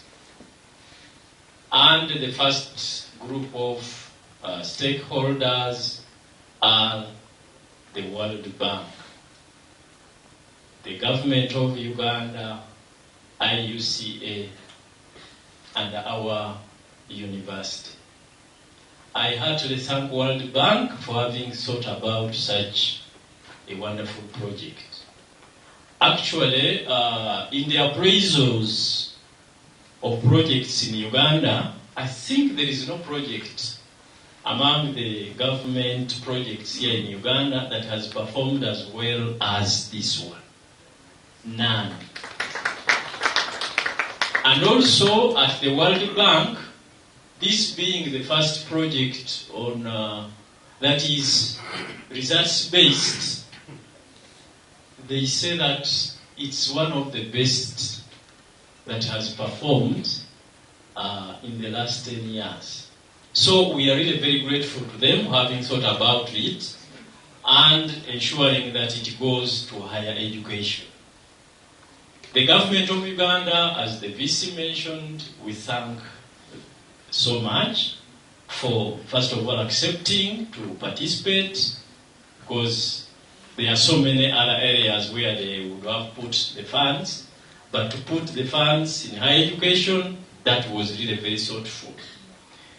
And then secondly, to allow us to compete. Definitely, it was not a free ride. We competed with so many other public universities, but also other private universities, and God assisted us to go through. But by the very fact that we are allowed, we are very grateful. And it happens that no any other country in the region, there were 8 countries, no any other country in the region allowed the private university. It is only Uganda. So we are really very grateful. So, Royal Minister, let the government know of that appreciation. Through the coordinator, the regional coordinator of this project, the S2 project, Professor Bonyo, who is following online, we wish to heartily thank IUCA. IUCA has done a tremendous job coordinating 8 countries with 24 centers. Not so easy, especially for us who have been in this center, seeing how we've struggled just coordinating only one center. Now thinking about IUCA coordinating centers in 8 countries and so many centers, really they have done a very good job, and probably it might even be one of the best projects they have also coordinated, because I'm not sure whether before that they were coordinating projects outside East Africa, because IUCA originally was for East Africa. So we thank them so much, the entire team, and we request Professor Bonyo to take our appreciation to the team there and to the Executive Secretary. And of course, we must really thank our university. The university invested in us, as you've heard. The then Vice Chancellor played really a very critical role. Actually, the then Vice Chancellors, because this project began, so to say, with Professor Rainey. Professor Rainey is the one who asked me, by then I was the director of the Directorate for University Advancement, to convene a team that would respond to the project. The project proposal, we began, and so on and so forth, as you've heard Professor Zake talking. But then, I think it was just after a few months, he left, and Professor Maviri came in. We want to thank you so heartily, Professor Maviri. Actually, at ACALISE, Professor Maviri used to be called the patron, pioneer patron of ACALISE. He played a very, very critical role. And I remember just recently we were in some meetings, and a number of World Bank people were asking, where is that Mzee VC that used to be with us in all the meetings? And they were referring to Professor Maviri. He would always attend all the meetings, he would always contribute. He was a very well-known figure. And for those who are around here, you know of the hostel. That hostel originally was not part of our project proposal. It came in later. It is a brainchild of Professor Maviri and the management then. They came to us and they said, but you people, There is a structure here. It is semi-complete. It is very good. They have auctioned it. And Uganda Martyrs University has managed to win the bid. But we don't have the money. Is it possible that we get funds from the center to purchase this, to pay off? And for us, we said, how is that possible if it was not in the design? Then Professor Maville told us it is possible if you spoke to the funders. And we began a process of engaging the funders. Actually, within the project appraisal document, they had stated that no center is allowed to purchase land. Of course, by purchasing that structure, that facility, there was purchasing of land. So we had to devise means to convince the World Bank. It took, I think, 2.5 years to eventually World Bank to agree to accept. And so, Professor Maville, we thank you so much for that. After Professor Maville, it's Dr. Mkidi that came in as the acting Vice Chancellor. And actually, he stayed on as patron, as somebody assisting us, as ACALISE, up to today. And I want to tell you that I don't know how many times we've disturbed Dr. Christopher Mkidi. But anytime you go to him, his door is open. So humble, so ready to assist, gives advice every time. So we want to thank you, Dr. Mkidi, for the very good work. I'm very sure that without your support, we wouldn't have reached this far. Then the current Vice Chancellor. We wanted to thank him also profusely. As he mentioned here, he's a person who doesn't easily get satisfied. But by doing so, he always assists you go a step higher. I don't know whether he started maybe in Japan, because in Japan they have a philosophy of Kaizen, continuous improvement. I believe that is his philosophy. He has pushed us, and I'm very sure without his pushing, we wouldn't have managed to reach this far. Thank you so much, Professor. I must also, on behalf of ACALISE, highly thank the governing body of the university, and particularly the Committee on Audit and the Committee on Finance that have always been there to show us what we are supposed to do. They did a very big job for us, and I'm asking the members there maybe to wait for recognition. You did a very good job. Members of council, especially Finance Committee and Audit Committee. Thank you so much. And finally, I have to thank the members of our university here, various deans, various leaders, but also the team that I've worked with. They have done a very good job. But I must also thank the people that sat down to write this project, including Professor Zaki. We really struggled a lot, and as he said, sometimes we slept in the car, as he mentioned. And actually when he was talking, I was kind of crying, just remembering what we went through. It was so hard. Actually we were around, I think, 20 at the beginning, but we remained only 4. And we have remained together all through. Professor Zaki is no longer working here directly as a full staff member, but he's always giving us support. We are really very, very grateful. Professor Dr. Semakula and Professor Maville somehow was also part of it. Here we were in one of the first meetings after the project was launched in 2017 in Nairobi. But I wish also to request that we have just a minute of silence to recognize one of our colleagues, one of the historicals of this project, late Professor Julius Mwine in the middle there, who passed on some 2 years ago, so that his soul can rest in peace.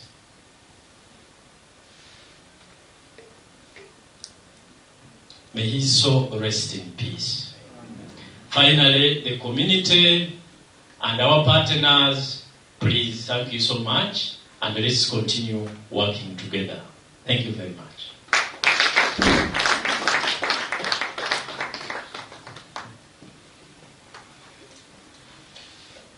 Thank you very much, Dr. Sebufu. One other point to note is that we have another important appointment by the Science, Technology and Dissemination Unit, Office of the President. They usually call universities to send notes.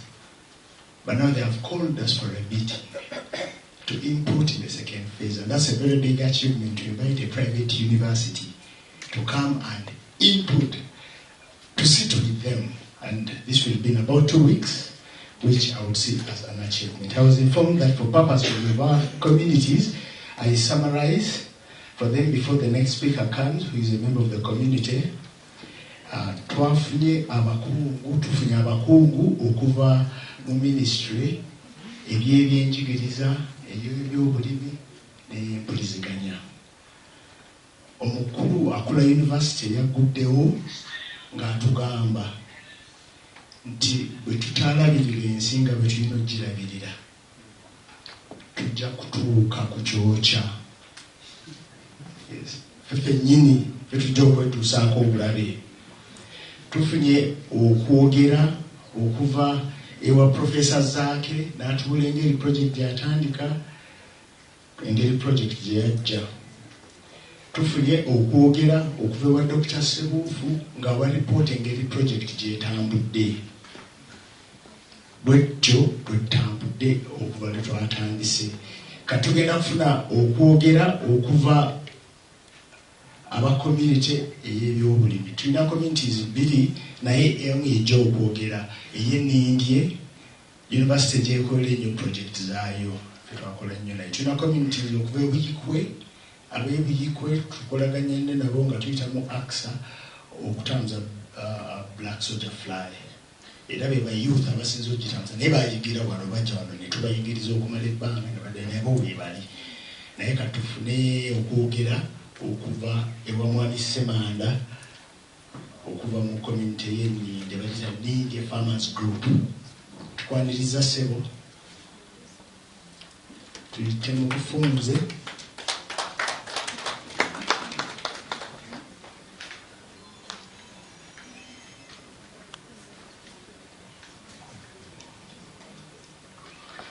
Nenzeza nnyo okusookera ddala nze Semanda Geoffrey nga nze omukulembeze w'abalimi mu Nnindye community.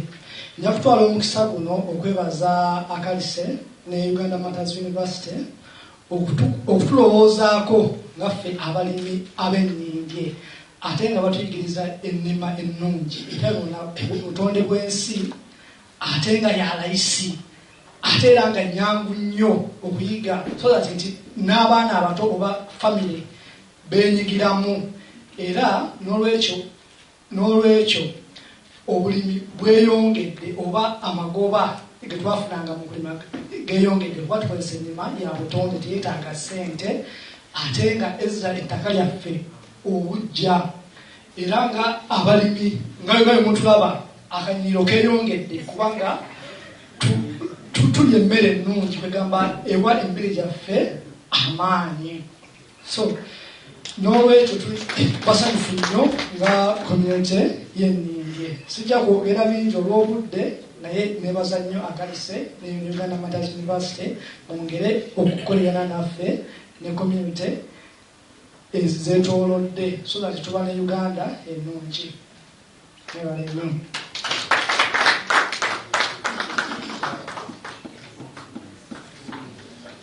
Webale nnyo Mwami Semanda. I wish to recognize the presence of Mr. Ismail Chibedi. He has been our link for the radio program between the ministry and the university. So he has been the one coming to supervise the progress of the radio. Yeah. Thank you very much. I wish now to call upon our PhD graduate, Dr. Freddy Kabango, who is a commissioner in the Ministry of Agriculture.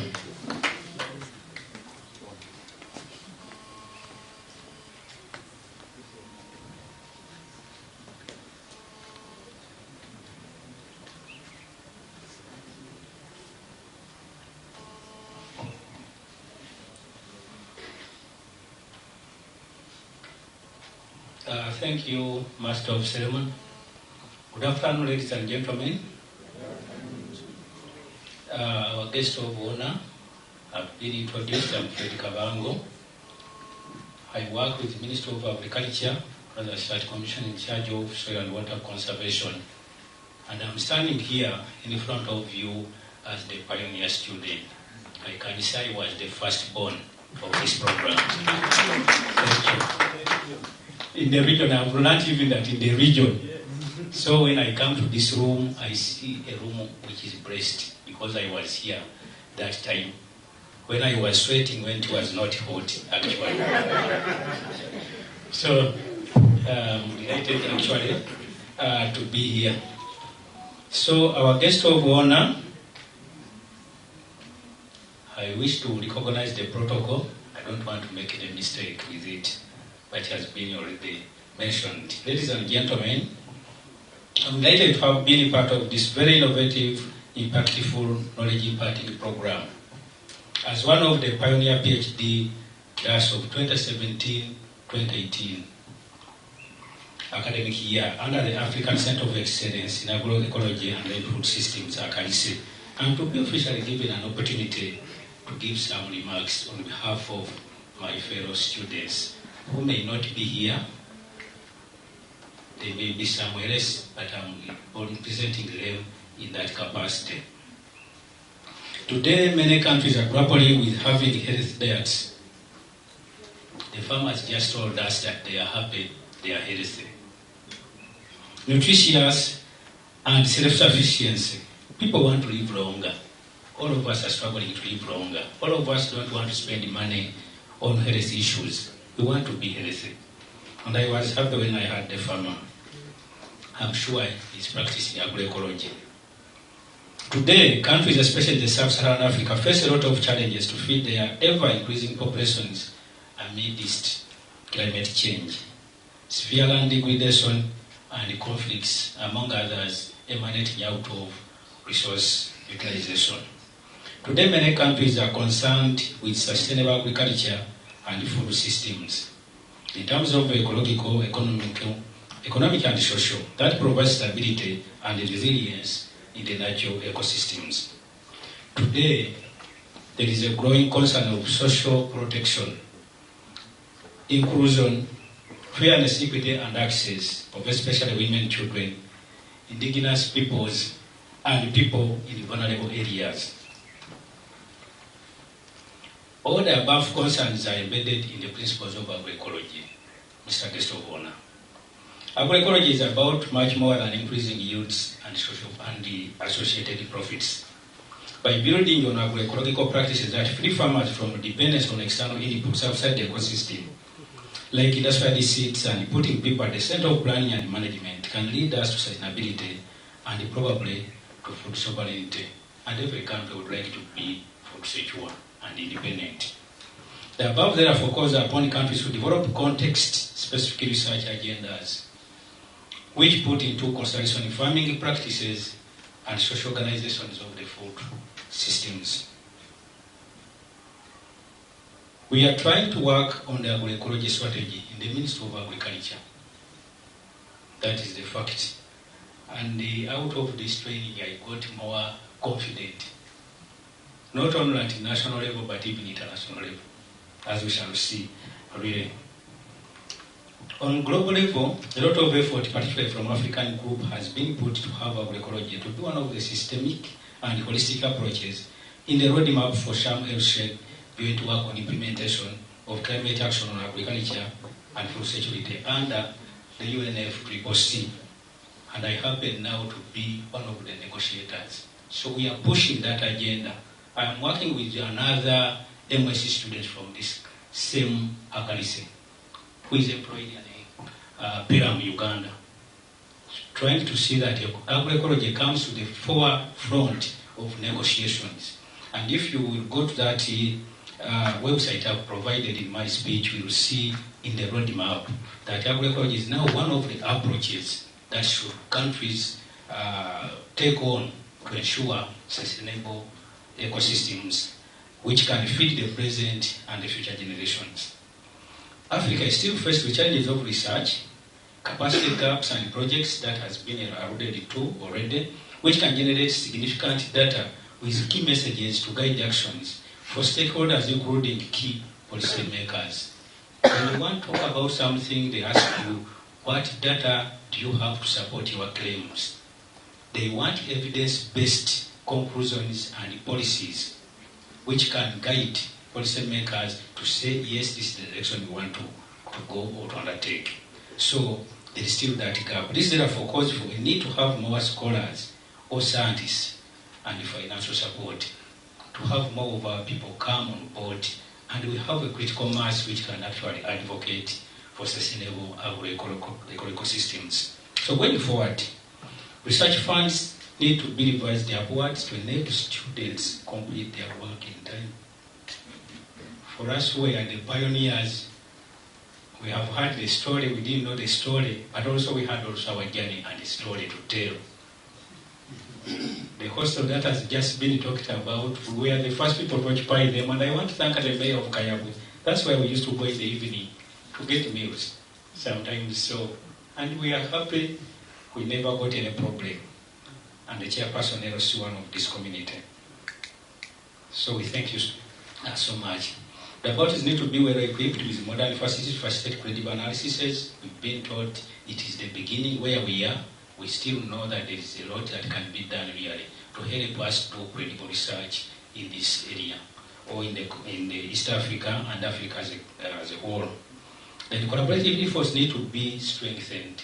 They have been already talked about. And we have, had it not been those collaborative efforts actually, we wouldn't have managed to complete our research and studies. Our interaction with the organization is MDS is important for students to tailor their research with the current community challenges. We are there, but we need more to be strengthened. We request to continue with the support by having more phases of this nature, more so amidst the climate change challenges.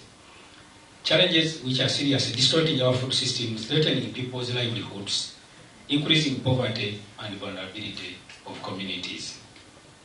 So on behalf of the students who have benefited from this scholarship and my own behalf, I would like to thank the government of Uganda and the World Bank for the financial support. Our guest of honor, please convey.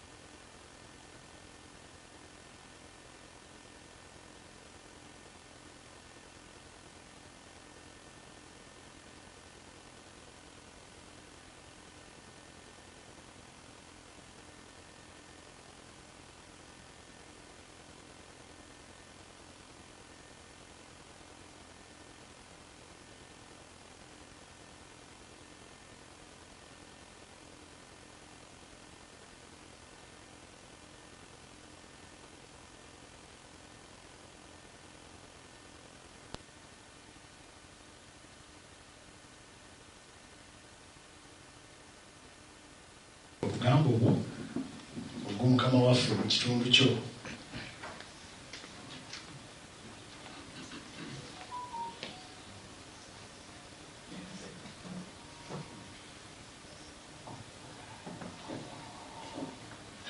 Thank you very much, as of ceremony. Our guest of honor, Honorable Minister, Vice Chancellor, Uganda Martyrs Nkozi University, teachers, students, good afternoon, ladies and gentlemen. My name is Kasule Z, the Mayor of Kayove Town Council. You are most welcome to this person. Basebule Banjabo, nga Mayor wa Kayove Town Council, ate nga ndi musajja wa Ssaabasajja Kabaka, ngenda kusaba okukozesa olulimi Oluganda nga bwe tuli ku ttaka lya Ssaabasajja Kabaka. Ssebo MC neeyanziza olw'omukisa obumpadde, ate nange ng'omukulembeze wa Kayove Town Council okusobola okwogererako omusomo guno. Kusooka kwa byonna, sooka okwebaza Mukama Katonda atuwadde ekirabo eky'obulamu, ate okulaba nga n'enteekateeka eno etusanzeewo. Njagala okwebaza Vice Chancellor owa Uganda Martyrs Nkozi University olw'omukwano n'enteekateeka gy'otadde mu community. Njagala okwebaza omugenyi waffe omukulu Honorable Minister ate olw'okukkiriza okujja mu kitundu kino kye nkulembera nga Mayor naddala Uganda Martyrs Nkozi University. Ssebo webale nnyo, webalire ddala. Ssebo wekitiibwa Vice Chancellor, njagala okwongera okuddamu ddala okwebaza wamu ne staff olw'okutuwa omukisa nga bannakayabwe okulaba nti nga Mayor nafuna obwa Mayor nasanga mu Brother Aloysius n'annambuza Uganda Martyrs Nkozi University. Mutuufu nalinga nange aze mu nsi mpya nasanga green etali wappuwa mu Kayabwe. Njagala okubeebaza okuteekateeka ekifo kino obulungi. Kyekiri wano kye nakola ng'omukulembeze akulembera abantu. Nasaba Vice Chancellor okunzikiriza okuleetanga wano abazadde okubasomesa n'okubalaga green ali mu Uganda Martyrs Nkozi University. Era ndowooza bassebo ne bannyabo staff ya wano abazadde mbadde mbaleeta wano ne bakola ki ne wajjula. Kyamukisa munene oba kyamukisa kirungi ti abazadde we nabaleeta ate baapiikinga. Era balina enteekateeka ey'amaanyi ssebo Vice Chancellor gye beekozeemu nga bakoppye ebiri wano.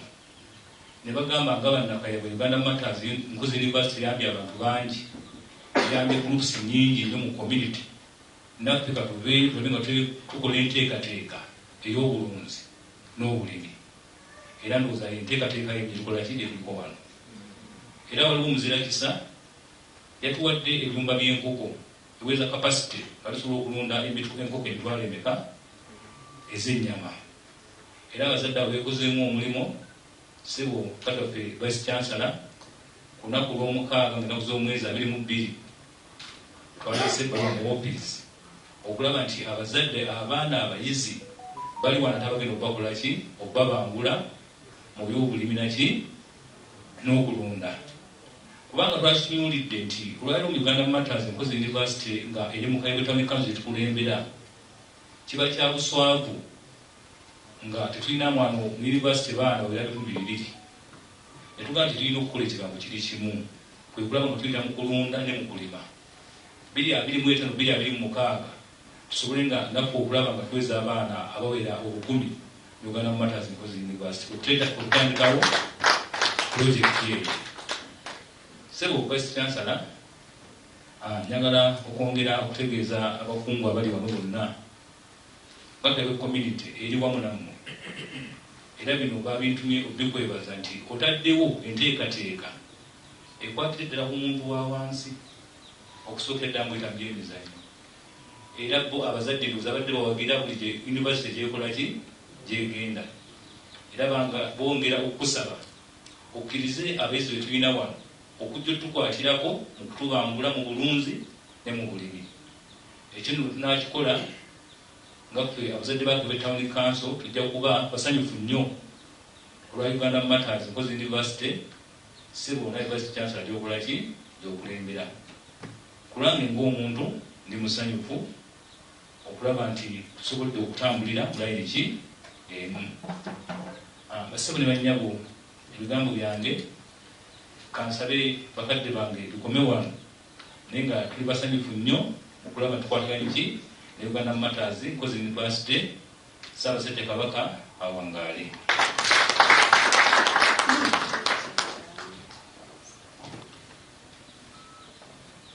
Tweyanziza nnyo Meeya olw'ebigambo ebyo ebikwatagana ku nkulaakulana n'okulaba nti yunivasite eri mu kitundu kyammwe erimu omulamwa. Kati I would like to invite a representative of the Governing Council to give his remarks.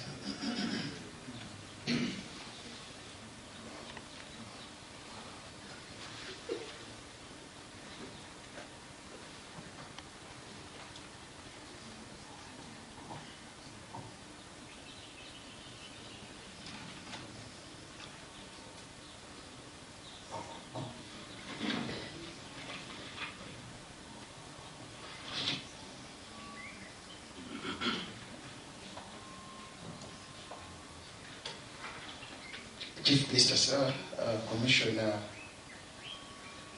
ICT in charge of communication and information dissemination, and your co-commissioners, one from MAIF and the other from Ministry of Education, members of the Governing Council who are here present, the Vice Chancellor and the University Management team, the gallant team that has been implementing this wonderful project of ACALISE, led by my brother Dr. Jude. I want to recognize the Mayor of Kayabwe and the community members who are here. In a special way, I want to recognize and appreciate the presence of our gallant team, the staff of UMU in your various capacities. I believe we have the press. Ladies and gentlemen, my name is Muhindo Tadeo Matwesi, and I'm here in the very big shoes to represent the chairperson of the Governing Council, His Grace Archbishop-elect Raphael Wakorach, the Archbishop-elect for Gulu Archdiocese. In the other capacity, I believe that I also represent the owners of the university, the Episcopal Conference of Uganda, at this important function. Chief Guest, sir, today makes a landmark to appreciate the great achievements that have been recorded on record here today for the African Center of Excellence, especially in the agroecology and livelihood systems, as it has been reckoned in the various speeches that we've had. It's a great honor for me and indeed the Governing Council to register our appreciation for this well-performing project. Dr. Sebufu, it is true that we've been much on your neck, but I believe the reason to why we have been following so much on the quality assurance of the peace project is now the manifestation of today. May I invite all of you to give a hand clap to the team that has had this achievement. Chief Guest, as you present the Honorable Minister, allow us to thank Government of Uganda for creating an environment that has enabled us to have this project achieved at this place. I also want to thank our great donors from World Bank. Can you imagine being the only private university in this project to be supported? I was following greatly the presentation of Professor, how even among those other applications, so many, and out of the 24, Umi University stands out. Who are we? Can we clap for the Lord for this wonderful?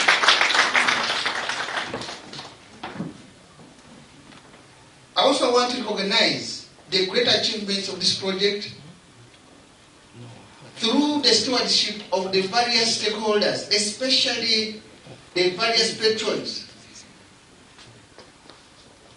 Professor, our Vice Chancellor Emeritus, we are so grateful.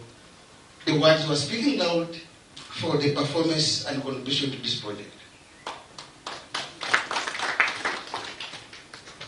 Dr. Mukidi, my brother and friend, thank you for your hand, for the contribution to be counted on this achievement. On behalf of the Council, I want to appreciate the hand of my elder brother, the Vice Chancellor, Professor Patrick. Thank you for allowing us to learn together, and thank you for aligning your interest to Umuri transformation. Your hand is greatly valued. Since I came to the Council, Professor Chamanya stands to be counted among those who listens. When we're in the Council, those members of Council were here. The Council is not a mere sitting. It is a policy committee, it's a policy strategic engagement. And when you get there, come ready to receive very sensitive engagements. And Professor, I think you have stood our hand for the good of Umu University. And we continue to engage more and more on this. Now, I wanted to share with you the key relevance of this project, especially in relation to the global engagements. Chief guest, you are aware that Uganda has a bilateral and diplomatic obligation to follow the global attachments in terms of world developments. And that's where we feed into the sustainable development goals. But when you come home, we now come to the national priority agenda. And when I looked at the National Development Plan 3, greatly looking at the transformation of livelihoods and getting so much in incomes, I look at ACALISE feeding into the National Development Agenda. And when I look at the Vision 2040 of Uganda, where we want to transform our people from that peasantry to that world economy, to the people who are making the money, then I look at ACALISE as a contributing factor towards this. Chief guest, it's quite reckoning to thank each hand that has had a contribution on this achievement, and as a governing council, we continue to promise a yielding and positive environment that calls for more engagements in terms of research. I want to report to you, Chief Guest, and members who are here, that our strategic development agenda as a university is greatly looking at functional research, and that research that is able to help the communities to transform. In this case, I want to invite you to give claps and applause to the community members who are here. We are so grateful to you. We have built partnerships. We've achieved in this project. Our call as a council for Uganda Martyrs University is that we sustain these achievements. But I'm also happy that among the sustainability efforts, I already see the successor projects. Great thanks to you, Professor and team, for this wonderful stride. I want to implore all the staff that all these initiatives should be shared initiatives that each of us contribute. When we are here to Umu, count yourself somewhere contributing to the sustainability of such efforts.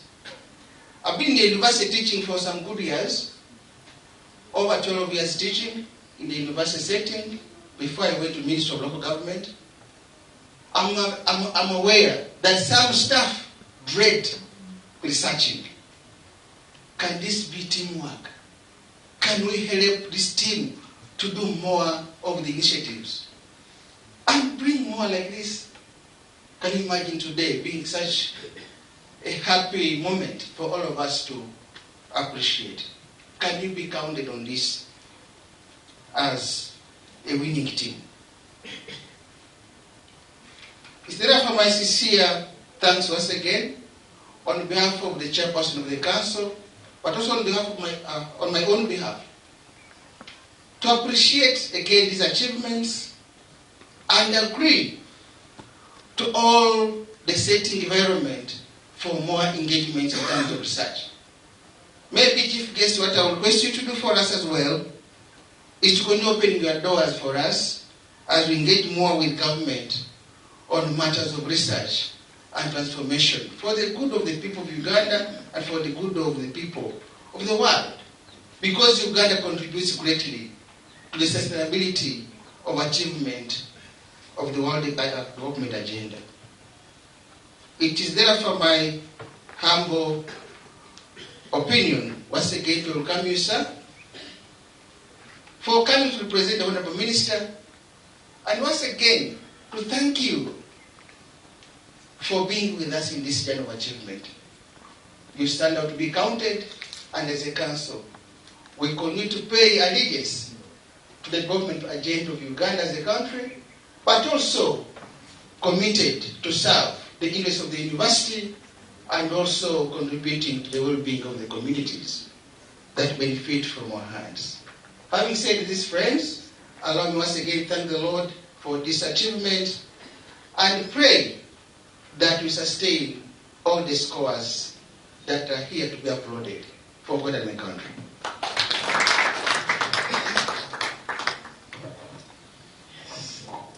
Thank you very much.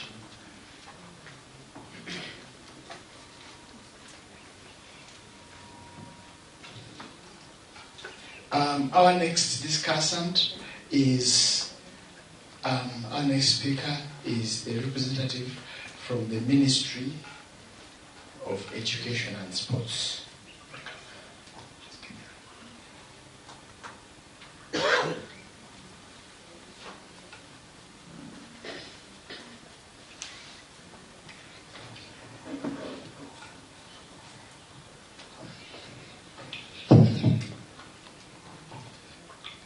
Good afternoon. Yes, our chief guest, who is the Minister of ICT and National Guidance, present, the Chairperson, Governing Council, the Vice Chancellor current and the Vice Chancellor Emeritus, staff of ACALISE who are here, staff of the university, commissioners around, the Farmers Brigade, the students, and partners. Once again, I'm happy to meet you here and to be part of the team to celebrate this achievement. My name is Dr. Eric Gita, and I work with Ministry of Education and Sports, the department responsible for university education and training.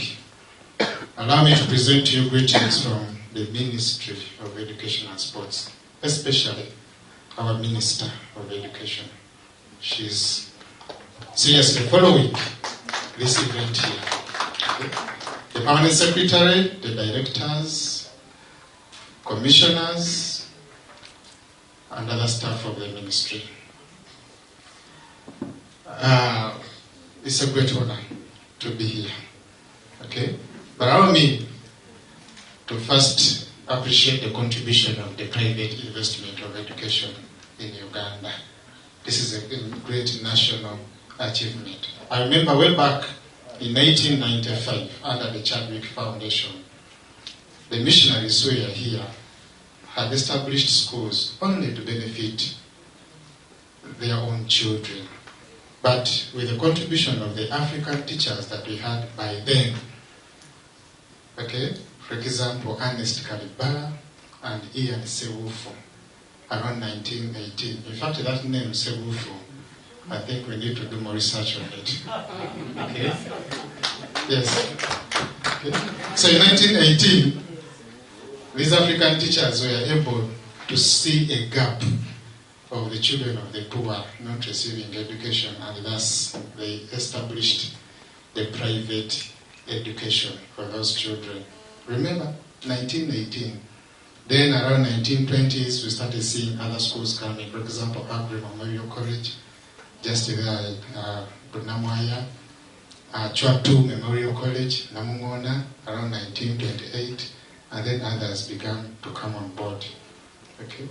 So when the government of Uganda, of NRM came in 1986, and after it had settled properly, we started seeing the liberalization of the economy, and that's now attracting more private investment within the economy, including education. And I think around 1993, we now saw the establishment of Uganda Martyrs University. It has never stepped back. Okay? So we want to thank the pioneers of Uganda Management University for that initiative, especially the church, okay, to come in and support the government of Uganda in improving the education system. One big challenge with Uganda Management University is that it has been too economical in publishing its efforts locally, okay, and regionally. Yet, it is one of the competing higher education institutions that we have in Uganda. For us at the ministry, we really feel proud of Uganda Management University. Sorry, Uganda Martyrs University. I'm sorry for that. Okay. Yes. Giving you a small background, the government of Uganda, through the Ministry of Education and Sports, has been implementing a project titled the Eastern and Southern Africa Higher Education Centers of Excellence, commonly referred to as African Centers of Excellence. This project is the first of its kind, and it's a large-scale regional program funded by the World Bank in higher education subsector, especially strengthening the capacities of participating universities to deliver high-quality training and applied research.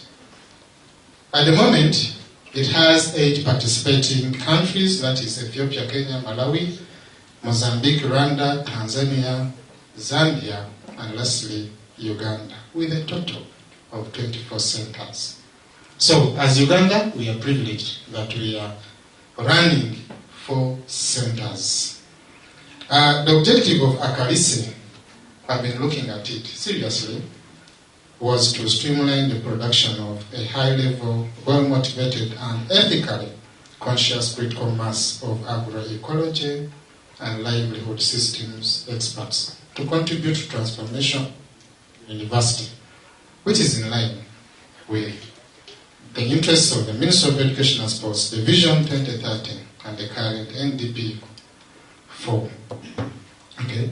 So, with this, we are proud of these 4 centers. For example, one that we have here at Uganda Martyrs University. We also have the Farm Biotechnical and Traditional Medicine Center, commonly known as Farm Biotrack, hosted at Mbarara University of Science and Technology, which deals with training and building capacity in the region on traditional medicine and pharma biotechnology. You may recall how COVID came in and saved Uganda during the time of coronavirus. So that was one of the contributions. We also have Makerere University Regional Center for Crop Improvement, focusing on crop improvement and food security, as well as the Center for Materials, Product Development and Nanotechnology, commonly known as MAPRO-NANO.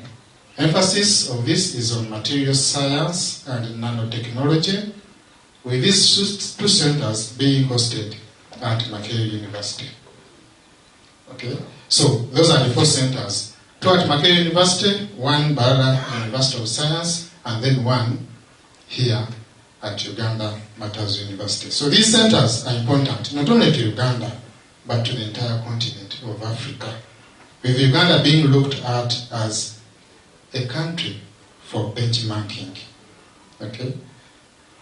We have tried to improve our knowledge and skills development needs and applied research requirements for the continent, especially in areas of science, technology, engineering, and mathematics, in addition to agriculture, health, environment, applied social science, and education.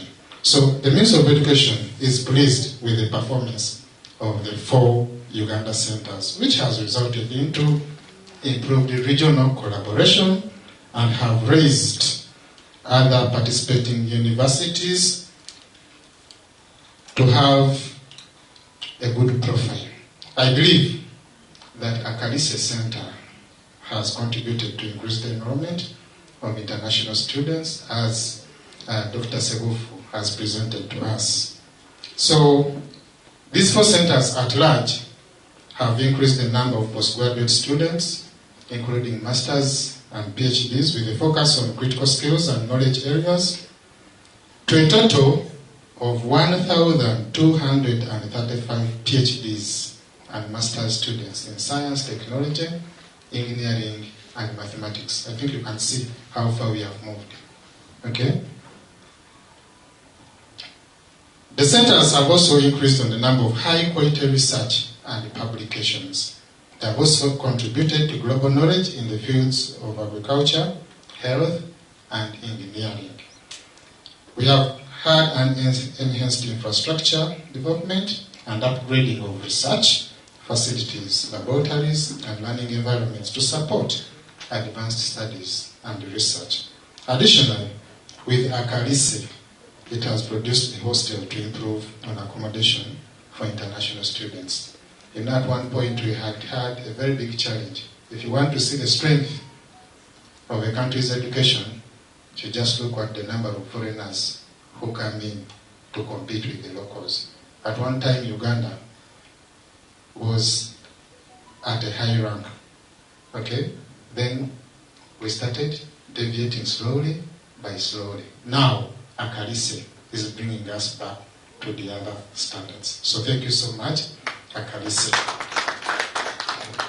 We have also established more strong partnerships with leading international universities and research institutions, fostering cross-border research initiatives and academic exchanges. Our innovation and technological advancements have presented solutions to address the local and regional challenges, with ACALISE innovation especially on black soldier larvae for animal feeds. There is also community engagement, which has also been presented here, and its impact, having outreach programs and projects that directly benefit local communities. The radio establishment, it has helped in disseminating knowledge generated from the center. We also have the policy influence and advisory roles that ACALISE has tried to present for recognition of its contribution in the formulation of the national policy on organic farming in Uganda. Okay. ACALISE will still cherish you for that guidance. We have also attracted funding and investment through collaboration with international universities and the industrial sector. Our centers have also contributed towards achievement of our Vision 2040, the Sustainable Development Goals, and also the higher education sector. We have also had scenarios where our members in Parliament have also proposed to witness the contribution of ACALISE on the national economic committee, and the report that I received from a colleague was that these members of parliament were greatly impressed with what the center has achieved. I think it's one of now the areas focused on to improve on the budget of our education sector.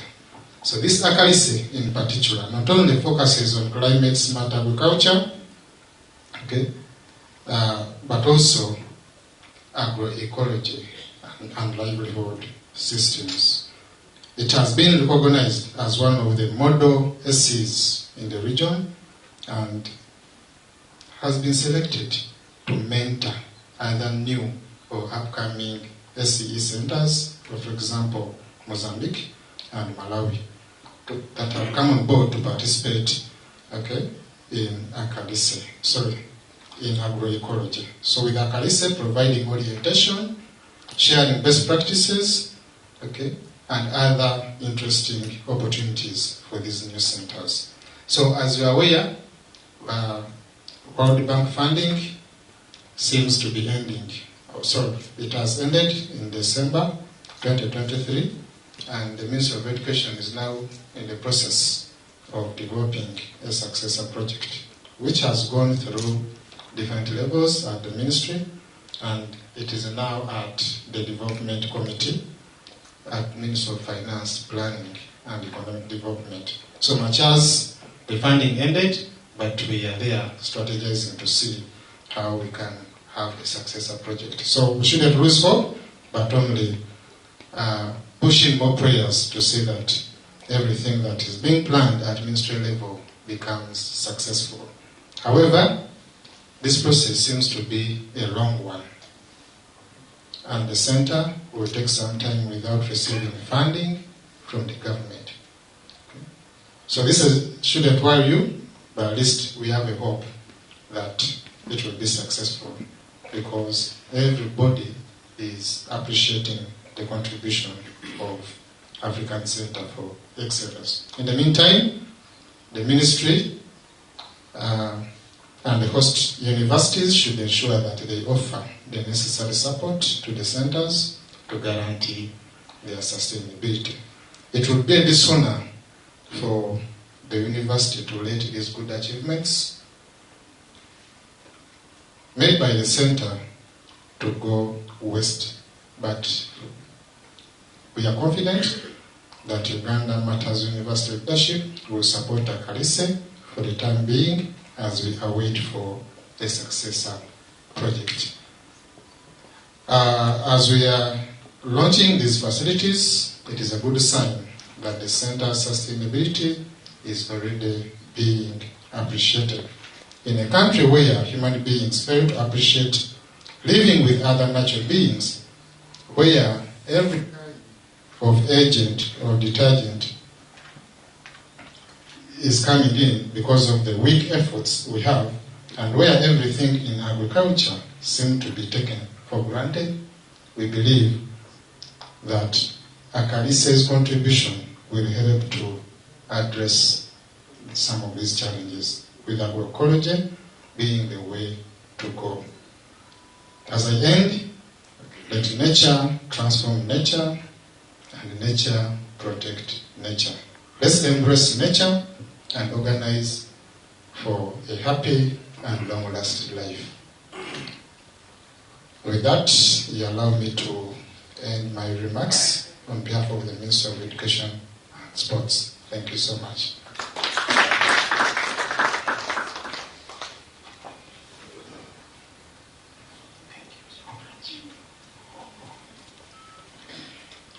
Thank you so much, Commissioner.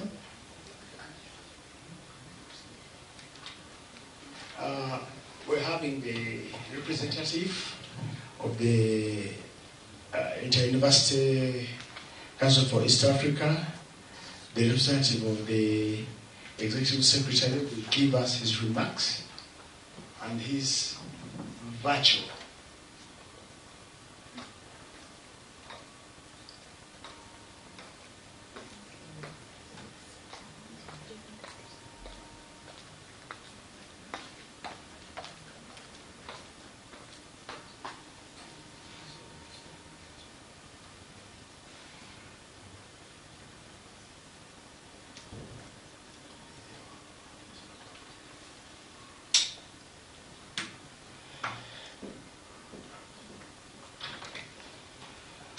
given the issues with technology, I think he will.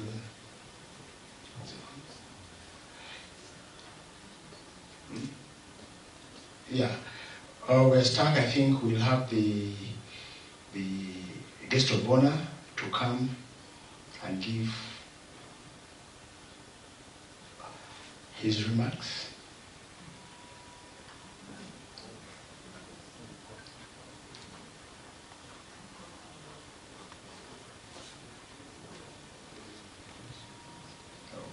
Oh, in the meantime, sorry, we'll have Professor Maviri to come and give his remarks. Thank you.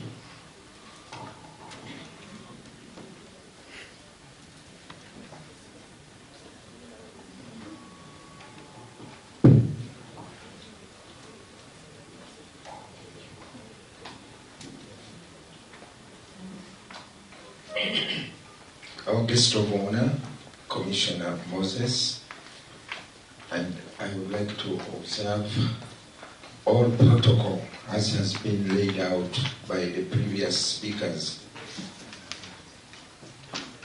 When I received the invitation to come to this event, I was told that my presence will greatly give honor to this event. And I thank Professor Patrick for inviting me. I hope my presence has given honor to this event. But I think my presence here, you have given me honor more than me giving honor to the event. So I'm really honored to be here. I'm honored to be here because this project, whose funding by World Bank was ended in December, is a 10-year project since 2014. And we are concluding, we are in this hall 2024. So it is a 10-year project. It has been a long, long journey. It has been a long journey. And I'm extremely happy that today we are holding the graduation ceremony of ACALISE. And like the Vice Chancellor has spoken and others have spoken and the report has come out, after graduation, you start working. After graduation, you start working. Actually, after graduation, there is no need for a party. Because we have not seen what you have done. What is the party for? We should see what you have done, then we party.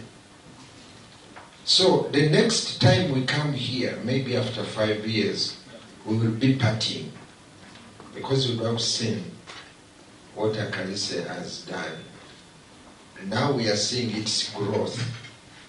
But at that time, there will be a lot to celebrate. I'm extremely happy about the successor projects that have already been set in place. Those successor projects, I think, are the ones which are giving us comfort to be here, because I thought that we are coming to conclude and go home and forget about ACALISE. No, we have successor projects that are going to carry on ACALISE. And ACALISE is here to stay. And whoever comes, I think will continue where others have stopped. So I would like really to congratulate you on your graduation. And it is my hope that the next 5 years are going to be years of capacity, people who have been trained and they are performing with great competence, expert. Like now, I'm very happy that ACALISE has chosen to be part of the team, to orient the new SCs in Mozambique and Malawi. this is a great recognition. I think Uganda Martyrs University has reached a stage where they are looking for it. People are looking for you and say, can I get in touch? So getting in touch with Uganda Martyrs University is a great, great, great achievement. So looking for you and experts, people look for the experts, not experts looking for the people. So you have become an expert for people to look, to find you. And I'm very happy about that. Right now, my apostolate is in the village. So I'm part of the village. Banange nange mba mu kyalo. Abenije. Eri ganje ngakonjeru. Kyalo nnyo okusinga ekyammwe. Ekyalo kati nze ndi mu kyalo. Kati waliwo ebintu ebintabula. Kati mu kyalo eyo otuuka awantu ne baga nti awo waliwo ekibira era mwe twatyabanga enku. Awo waliwo olutobazi mwe twakimanga amazzi naye nga tebikyaliwo tokyabiraba. Ebintu kati ogamba omuntu oti tugende ku luzzi. Abaana abamu tebamanyi na kigambo luzzi kyeki. Oluzzi kubanga tebikyaliwo. Oba weebiri naye nga byonoonese nnyo olw'okubeera ebitabuletabule ebikambwe ebirimu obutwa ebigenzeemu nga tokyasobola kukozesa amazzi ago. Kale eri mu kyalo binkozesa bubi nnyo. Mpulira simanyi abantu tebakyalina batya abantu ate babagambye tewali kwokya manda naye n'emiti tegiriiwo. Kaakati waliwo obuzibu buyitirivu. Kaakati ffe abaliwo batugamba ACALISE atugamba nti tukole ekisoboka okutaasa obutonde. My task to ACALISE now is this, that in your research, please, I would wish that someone picks up the issue of deforestation and vis-a-vis reforestation. Deforestation, emiti tugimazeewo tugitemye. Kati abantu basimba ensigo zaabwe enkuba bw'etonnya. Luli twali tumanya ebiseera bulungi nti osimba budde buno. Naye kati enkuba etonnya ate otogisuubira. Nogadde wayi kanteeka ensigo mu ttaka. N'oteeka ensigo mu ttaka ate enkuba n'etonnya ebiro bibiri n'erekera awo. Kuno ku Nkozi ekyo kibeerawo nnyo kuba nakiraba. Abantu tusimba obujanjaalo ate buba bumaze okuvaayo nti omusana ne gujja ne bukala. Kati nga tetukyategeerera ddala bulungi tusimba ddi olw'okubeera enkyukakyuka yaki ey'obudde n'obutonde nga bwe buleese ekizibu ekyo. N'olwekyo nja kusaba ACALISE mu research for the future. Ekigambo kino kya deforestation vis-a-vis reforestation oba terminology kyendala ze bakozesa zene zange za kyalo.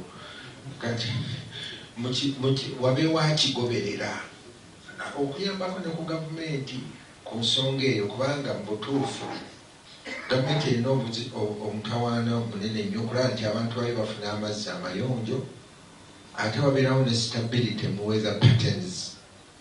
There should be stability. Kubanga olumu ogenda oga nti kakati tuli mu budde bwa kyeya oba bwankuba nga bitambulira awo bwe bityo. Kati eno embeera gye nsanze mu kyalo etali nnyangu. Ekirala mutuyambeko mututerewo seed bank as of the future, seed bank of our indigenous seeds, of types of seeds, plants, oba emiti oba kiki kubanga nabyo bigenda bitugwako. Naye twetaagawo tunaddukira netugaba nemulirayo. Kati bwobuuza omuntu ng'ekitooke kya Nakitembe kifaanana kitya kiyinza okubula naye ng'ate nkubuulira nti ekitooke kya Nakitembe kirina emmere ewooma.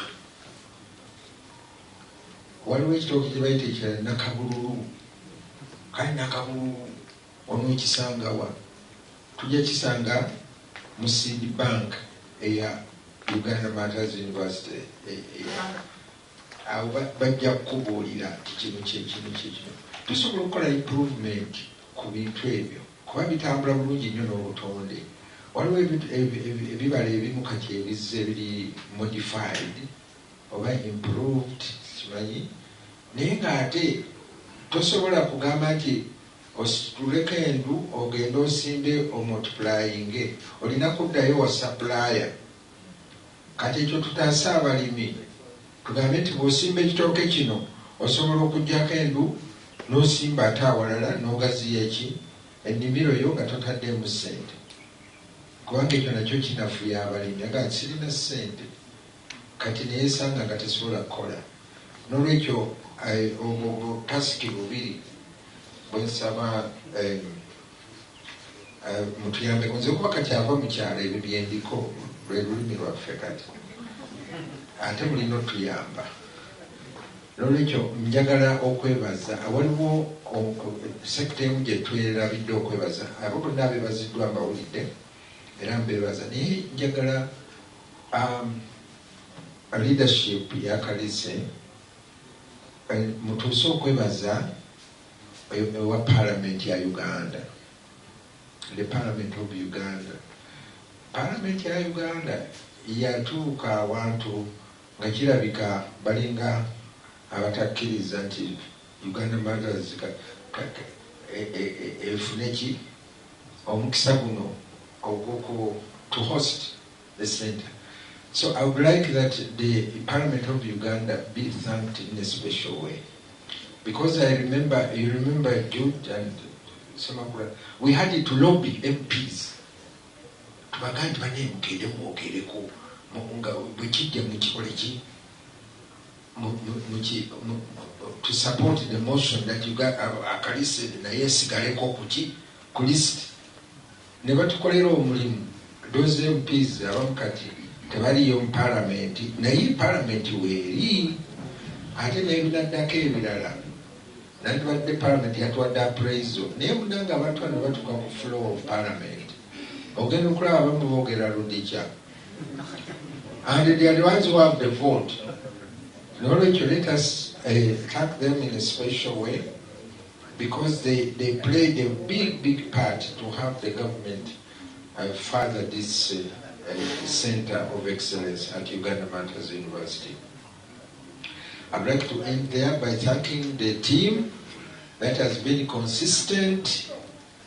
It is true what Professor Zake said. That time the university did not have a lot of money, but I thank management at that time, because we said we cannot miss this opportunity. Although it looked far-fetched, but we said let us have our faith and allow this to continue. So we used to give little monies for accommodation, I don't know what, little, not so much. And then it happened. So I would like to thank you for your resilience and always to have confidence in yourselves. You can do it. Uganda Martyrs, we are not just private university, we are University of Excellence. So we can do it, everything. So we can do it, and let us do even bigger things. What I've seen, we can do bigger things. So may I wish you well on the ACALISE 2, sorry, not ACALISE, SCE2, phase 2, is it? Phase 2, yeah, SC Impact. So I wish you success, that also this goes through. And then we see this moving. And for the university, I would like to thank you for the support, because without your support, these people would not have done it. Because some people have to do the donkey's work. So we thank you. Rose has always been there. For a long time. She has always been there, and the other group, all of you. So thank you very much, and I would like to wish ACALISE a continuation. Closure, continuation. So I wish you good continuation. May God bless you.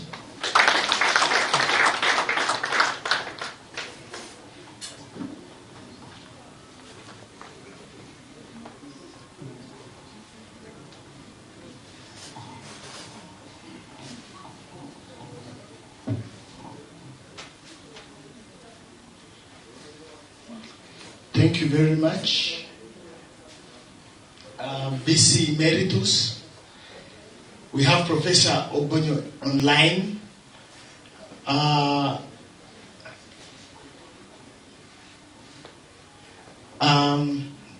We are trying to cast also on the other television, but the IT team is working. So Professor Obonyo is the coordinator of the 24 centers in the 8 countries.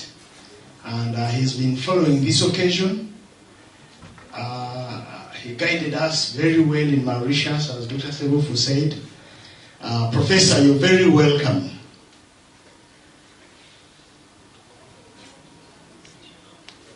Thank you very much for giving me this opportunity to join you, even though it is on virtual platform.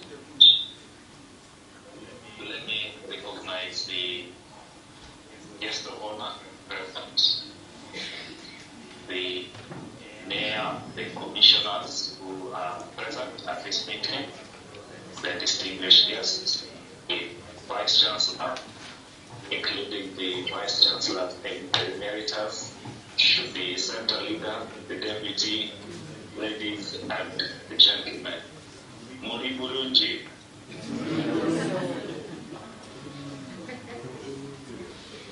Please, I need to know that you can hear me.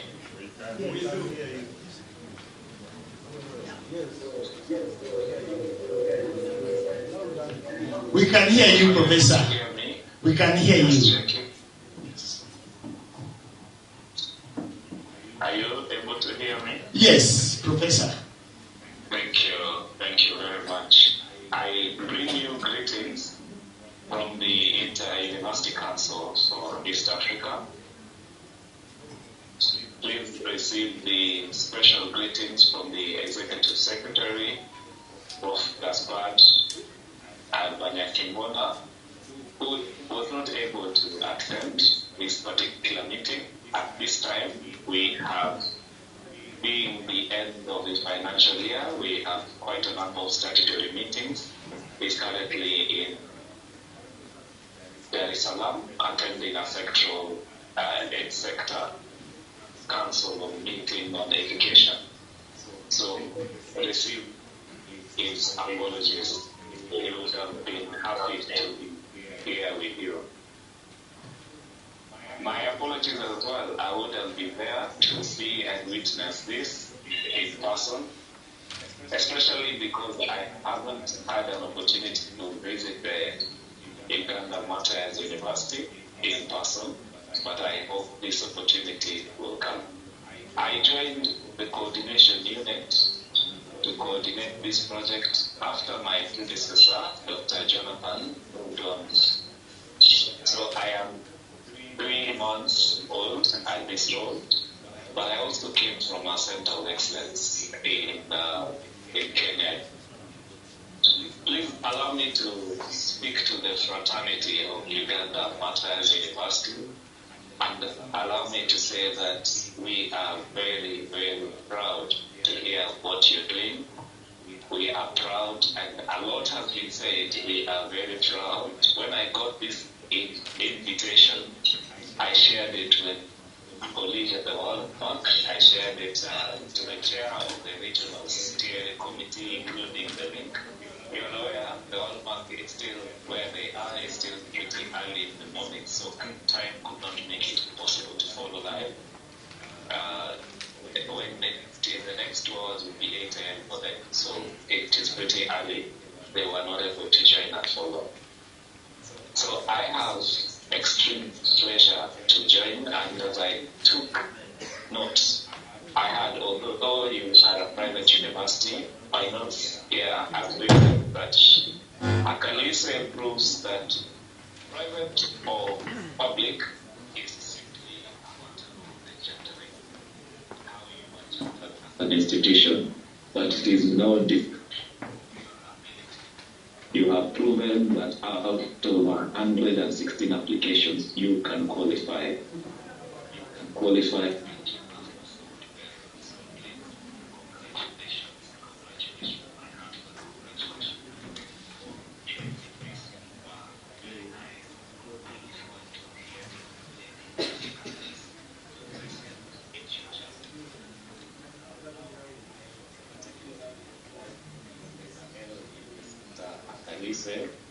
Because it is about livelihoods. I followed, and I want to continue to challenge you that let's have an impact on the livelihoods of the people who interact with this sector. As we start thinking, the big S is sustainability. How will this go?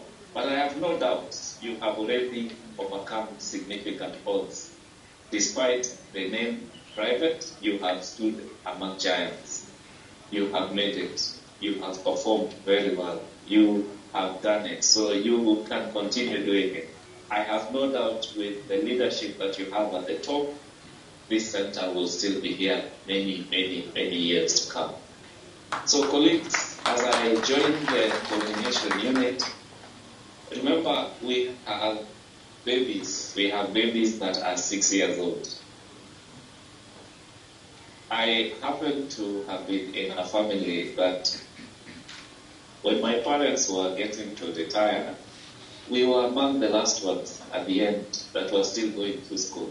So my elder siblings began playing dual roles. They were at one point siblings, but other times they sounded as though they were parents. So you, ACALISE, are now also joining this special league. Remember, we have 6 new babies that we are birthing. We, as the RFU, we fathered 24 centers. You are among them. So I want to throw the challenge to ACALISE, joining the step to start fathering the new 6 centers that are joining the network. Besides this, I want to bring the wishes of IUCEA that we want to continue to observe, to follow, to partner with you, to work with you into future possibilities. We are thinking of new networks, and the next thing, we haven't got a picture of how the next thing will come, but we would like to keep working with you. For that reason, our communication line will remain open. Colleagues, I want to end by saying this. In this book by Chinua Achebe, they say that when you have a big tree in the forest,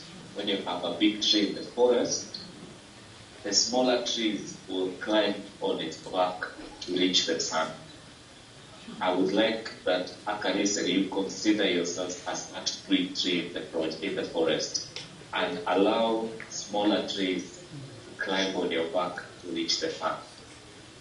This is true regarding the students you receive training. This is true as you present opportunities to make this center of excellence what we want to bring.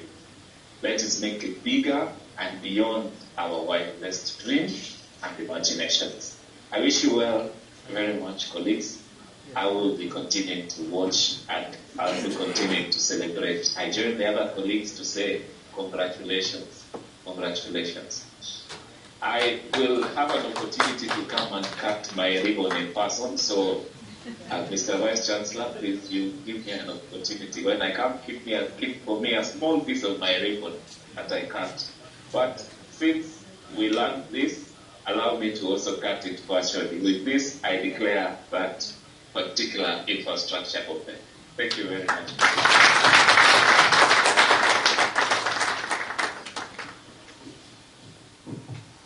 Thank you very much, Professor Methak Obonyo. Professor Obonyo is originally from Kenya and used to be a professor at Egerton University. His area of interest is advanced microbiology. Thank you very much, Professor. Professor has cut his ribbon and therefore launched the facility, but has asked for permission from the Vice Chancellor when he will be coming for one of the monitoring visits. He will do it in person. We now have the pleasure of inviting the Vice Chancellor to invite the guest of honor to give his remarks.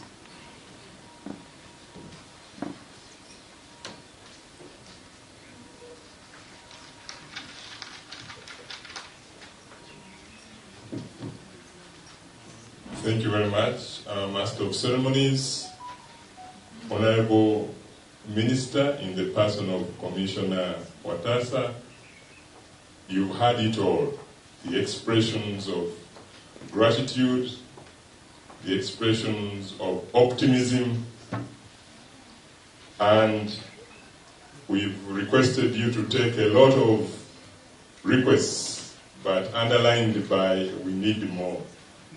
So it's now my singular honor, sir, to invite you to address us and deliver your remarks. Thank you very much.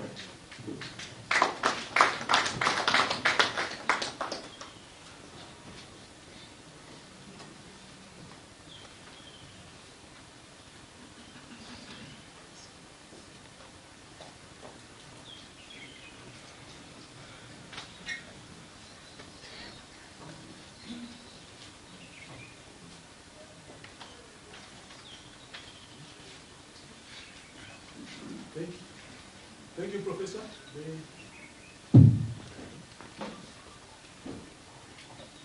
Thank you, Professor.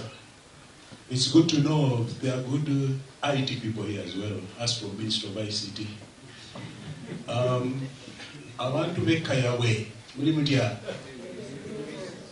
Sense of Kubaraba. Mukwati roko, mukolera manyi, nechirala, mukume university ya fe. University, si aba professor balubimulaba. University yamwe. Newe baleta police wano, nga temubakatideko, tetusobola kukuma university eno. Ate ndaba emirimu gye bakola namwe muganyula si bwe kiri n'olwekyo nsanyuse nnyo okulaba nti we muli wano si abambazi b'ekkooti n'etaayiwoga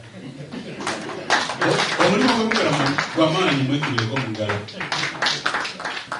Okay, I will say all protocols observed. I will try and be brief. I'm sure we need to break for lunch, isn't it?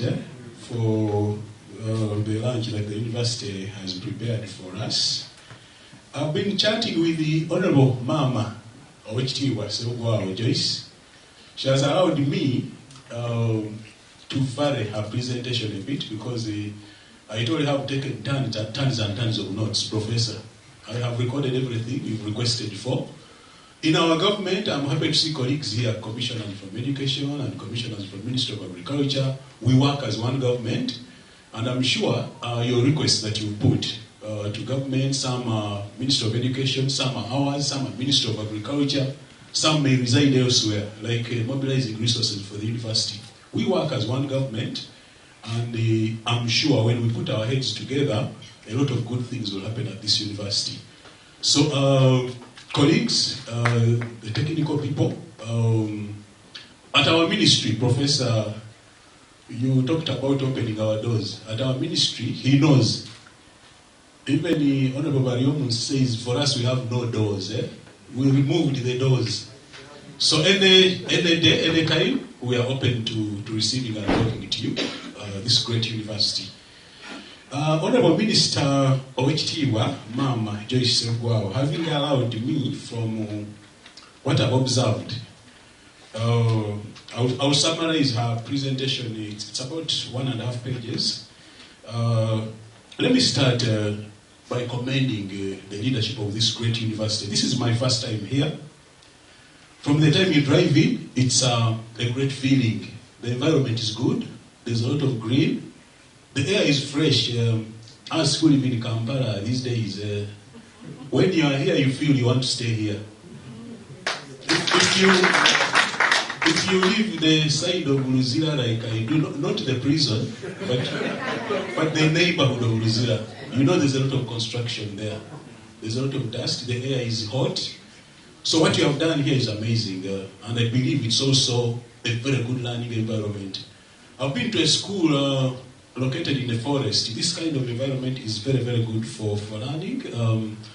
I'm proud to report professors and Banafe that I went to Namilyango College, which is actually located in Namang, the forest reserve.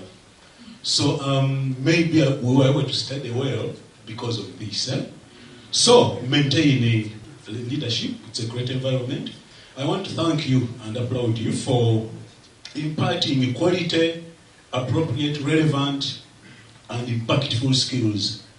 For example, you did talk about research, but also short programs that support productivity.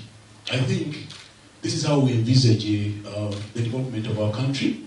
I'm also happy to hear you alluding to the Vision 2040, the NDP. I'm sure you're aware, colleagues will tell you, the commissioners, that we are winding up NDP 3. We are transiting to NDP 4. So what are those issues that we need to take in the NDP 4? You remember that we lost a bit of time during the lockdowns between the years 2020, 2021. So it's very possible, I want to believe, there are things that should have been done that might have not been completed.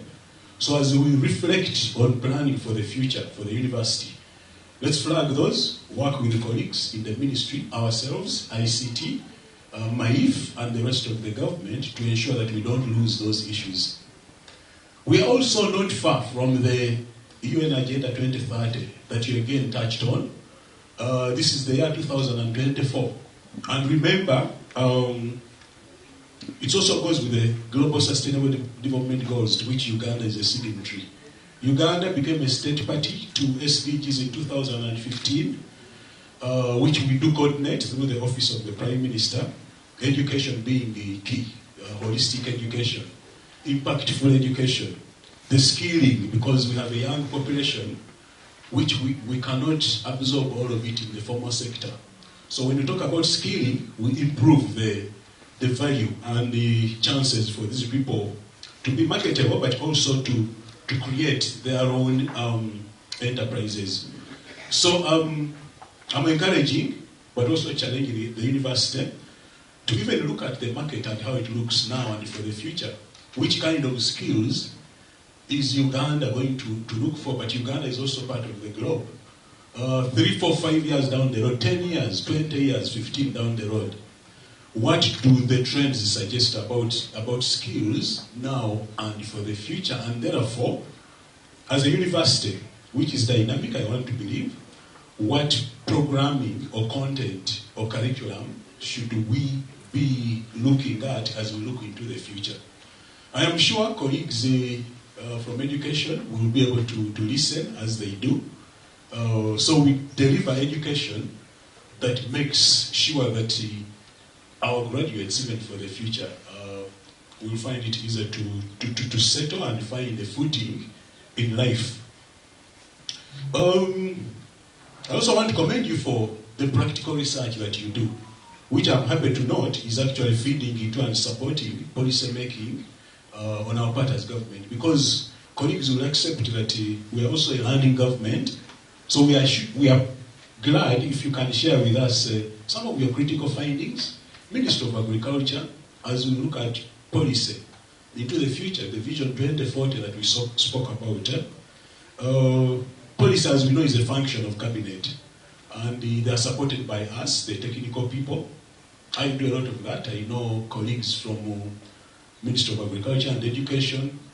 We are the people in the kitchen who do a lot of the groundwork for doing policy. So we are glad to work with you and to ensure that the policies that we write actually work. You know, we have a friend who talks about economics that does what?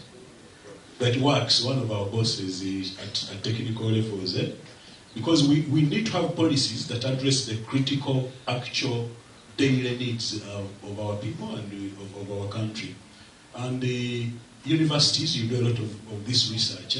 Agriculture, it remains a key critical area for transformation, but also for creating opportunities for our people. Remember, the president talks a lot about the 4 pillars of wealth creation. Commercial agriculture is one of them. So maybe as we leverage research, how do we accelerate commercializing of agriculture?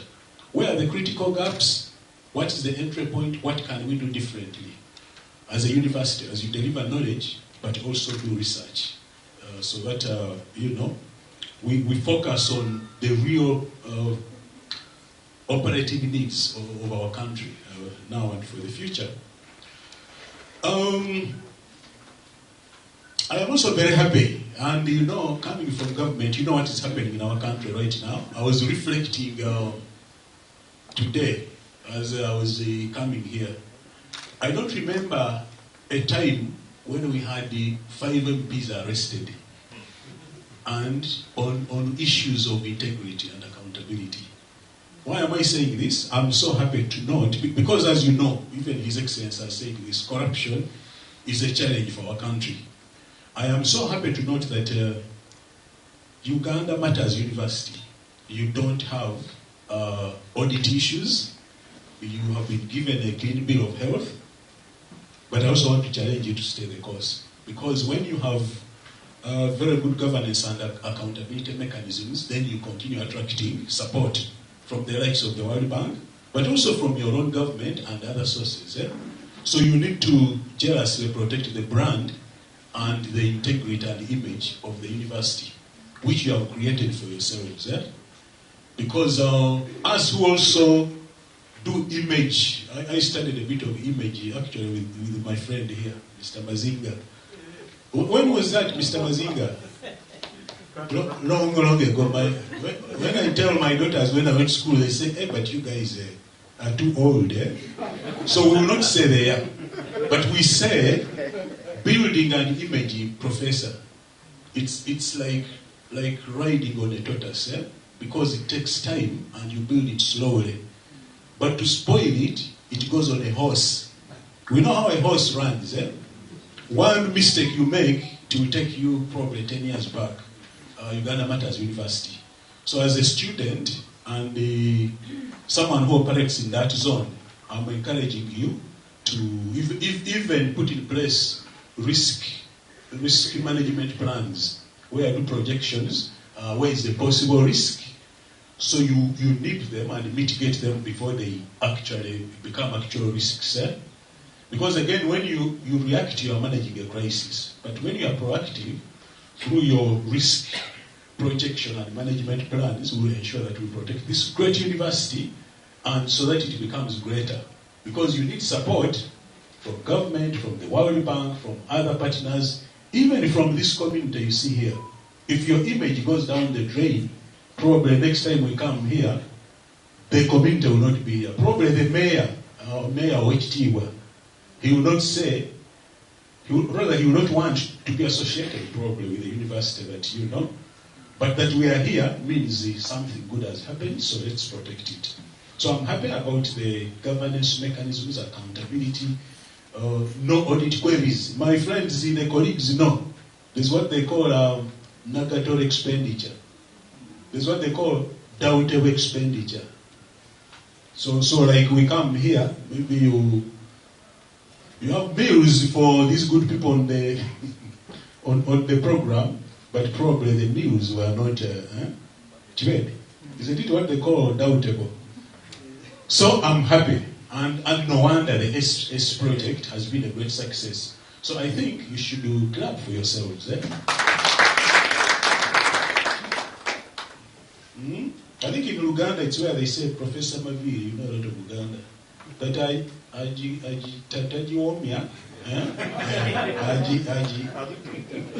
So thank you very much.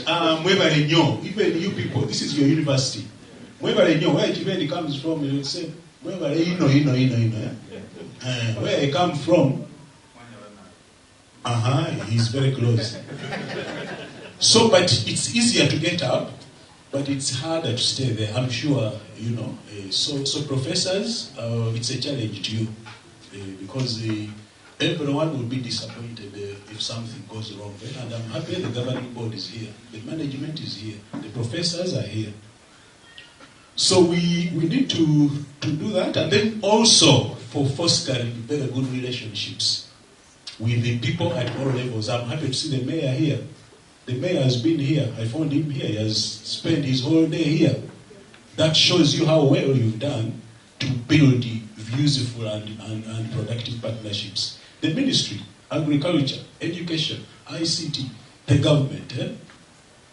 Because you can't achieve everything you want to achieve unless you have support from different stakeholders at various levels. And I think this also attests to the success of the project that we are winding up. Professors, I'm happy that you work with the communities because this means it is easier to sustain the outcomes of the project. So that some of these things don't become white elephants. When you have the community and local leaders with you, and please stay with them, let them not think that these are items for the university. These are items for the society. So we work with them to protect these and they deliver these outputs and outcomes in perpetuity.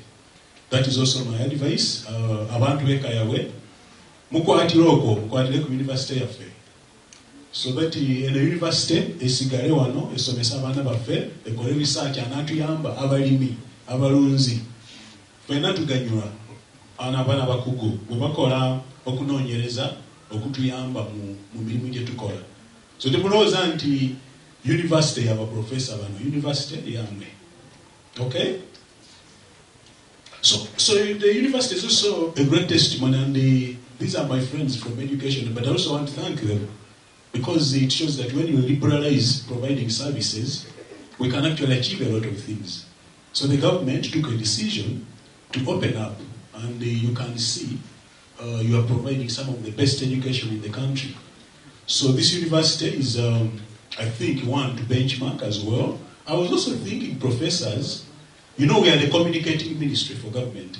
All of these you hear, Media Center, Media Council, UPC, Vision Group, the licensing for radios, newspapers, all these things are done through our ministry. Can we maybe partner also to promote the university? Ismail. You know, we have, for example, airtime across the country. All the radios, by law, they give us airtime, each radio, 1 hour a week. So, and I believe, although private, this is also a national university. What can we do together? We have teams of young people, he knows, young people who are so active, who we have recruited and maintained to do digital communication. So if you are targeting young students, maybe in the A level or O level, so we hired young people who are like them to communicate with them. So we have digital media units, we even have a government, has a government citizen interaction center. So the challenge is to give us packages of information which we can work with you to promote our university. Now that we have no fear of being associated with you. So we make some noise, there's a leader who recently said, let's make some noise. So let's make some noise, but good noise for Uganda Martyrs University. Because these good things should be known to the public, including prospective students, prospective researchers, people who need research services, and things like that. So, asante sana, the university. Again, bantu baffe. So, now, again, friends from government know that standing orders say you will do other jobs as assigned from time to time. So I'm happy to summarize what the minister gave me. It's about a page. As we conclude, good friends, it's with great pleasure and sense of pride that I stand before you to participate in this great function. I wish to thank the university for having satisfactorily made use of funds under the World Bank African Centers of Excellence, SCE2, to implement a highly successful project. The center, namely African Center for Agroecology and Livelihood Systems, ACALISE, has performed exceptionally to the extent that it emerges one of the best out of the 24 centers in Eastern and Southern Africa. We need to clap for ourselves. This is a rare achievement in Uganda if you consider some of the challenges we observe around us. I am also very happy that the enterprises this project leaves behind a great legacy and are going to continue being productive for years to come. These include the postgraduate hostel, the feed mill, the soil laboratory, the community training facility, multi-purpose structure with its accessories, biologicals at the university farm, the UMU SE radio. My sincere appreciation to the project leadership and to the university management team. Thank you very much for a job well done. As Minister of ICT, I am also happy particularly to note and celebrate with you the inauguration of a local radio station, namely UMU SE Radio. This is an excellent initiative by Uganda Martyrs University. I thank you and commend you management for the vision, dedication, hard work, and all the efforts that have brought this project to life. As we know, the media is responsible for informing, educating, mobilizing people for development purposes. The media is also a platform for public discourse and debate. And also, in the case of this university, the radio will be used for delivering practical skills for students of journalism, majoring in radio and broadcasting. This is vital because then it equips your students with the practical skills that are required by the marketplace. So I commend you for this initiative and adding value to the education by way of setting up this radio station. The station is also testimony, further testimony that liberalization actually works. As you may remember, the older people like me and Professor Maviri, before 1992 we had one radio station, not so. The people, Nkozi may not know this, but we had one radio station which would close at 2, Professor Maviri. Close at 2 and open at 4, Radio Uganda. But today we have 300, and I checked yesterday, 343 radio stations. So now, everywhere, every corner of Uganda, in fact, geographically, there's no part of Uganda that is not covered by radio. So we commend you, the university, for tapping into a liberalized environment to set up a radio. And us as a ministry, responsible for licensing also and supporting media, we are going to support you. Sometimes we even do business with radios. I don't know whether yours also has a business arm. We may also talk about that, but we are talking about radio as a medium for mobilization. And now, let's challenge the people operating the radio. Which government programs are there in Kayawe here, or the Greater Massacre? I don't know the radius of the radio. This radio should also be used to mobilize people to appreciate government programs. You hear that we still have about 39% of Uganda's population which is still outside the money economy. Under the parish model, for example, how can people access support? So this radio, and I'm glad you are working with the communities, we should use it to educate the communities where there are opportunities to improve their livelihoods and incomes in the community at household level. But we also know, that media has a lot of power and it ought to be used responsibly. We should ensure that the radio promotes unity of our people, cohesion in society. In other words, a media that builds Kayawe, but also builds the Greater Massacre, but also by extension builds Uganda. So you have our support as a ministry. You have our support. Our support will always stay. And like we said, you are free to reach out to us on maybe technical issues of operating the radio or content, because our ministry also has all content from government. You know that all these ministries, including the ones that are not here, they produce quarterly reports, which are which are put together by the Office of the Prime Minister. So if you want to know, even their ministry, I have, Commissioner, I have some of your reports with me. Because OPM knows we are the communicating ministry and they share this content with us. So if you are looking for content, maybe disaggregated content for Greater Masaka, what is going on, Emyoga, parish model, education services like you do, we are glad to share with you those, so that when you talk to people, you talk with facts and authoritatively. All the requests you made, Professor, just before you left, all the requests you made, I have written, I actually filled a complete book there. And it's good, they gave me another one, we've recorded them. Colleagues are here. We are going, when I represent a minister, now I've come back to me again. When I represent a minister, the first thing I have to do by the weekend is to submit a report of what has happened here. So I'm going to submit them to HTWA, Mama Joyce Nguao. I am also happy and glad to note that we work so well with all the ministries by way of coordinating the ICT function, but also the communication function. But I also know Mama, the First Lady, Mama Janet Museveni, also works very well with the political leadership in our ministry, even the Ministry of Agriculture. Remember, Honorable Frank Tumwebaze was in our ministry before he went to agriculture. He's also someone we know very well. Me, I'm happy to report, he's also a personal friend. So we have a lot of where to start from, colleagues who are here. If you want to work with us, reach out to us. I think we should reach out to you.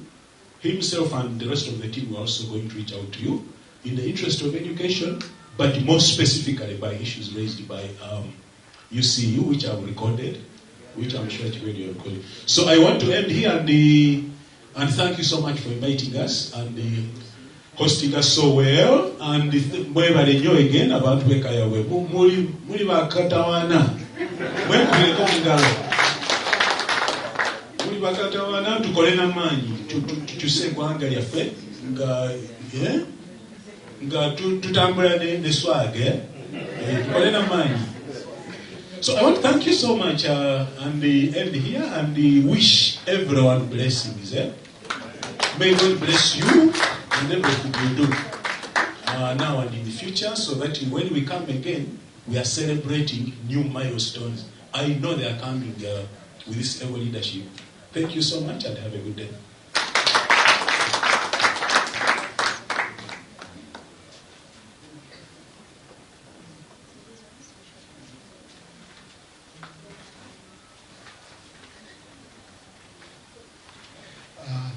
Thank you very much, representative of the minister. We have the Deputy Mayor of Kayabu present, Salongo. You may stand up for recognition. He wasn't introduced. Thank you very much. We still have just a few issues to work out. From here, we are going for lunch, but we would like a group photo taken in about 5 minutes because we may not meet. The photographers are organizing, they are ready, just outside here. Okay? And then we go for lunch. We'll have guests going to the boardroom. And we have some of us who are going to have lunch. So ready here. I would request Father DBC to pray for the lunch.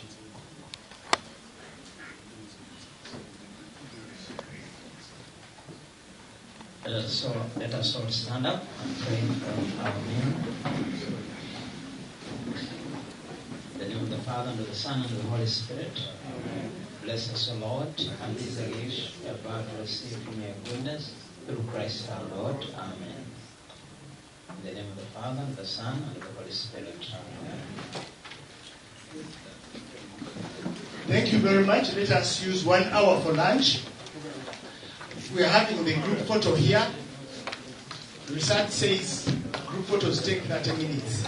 As someone says, but don't greet. Just go for the photo. And then We'll have people having lunch here, others will go to the boardroom, the chief guest, management. Yeah.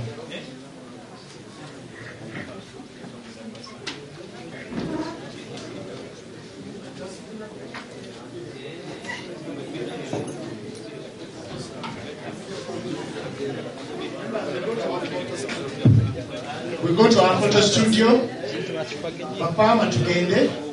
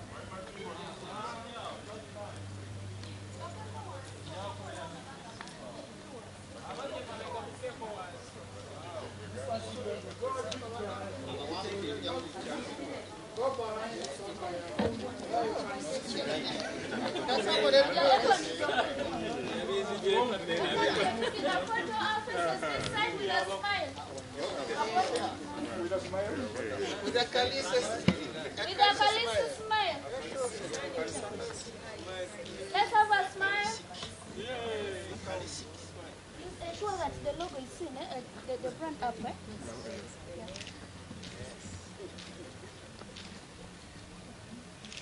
Thank you. No, c'est bon. Why are you in a hurry? Wash them. Okay. No. The weather is now gotten better. We can put there kitchen services.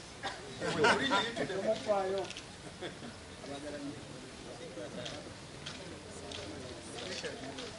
Okay, thank you very much.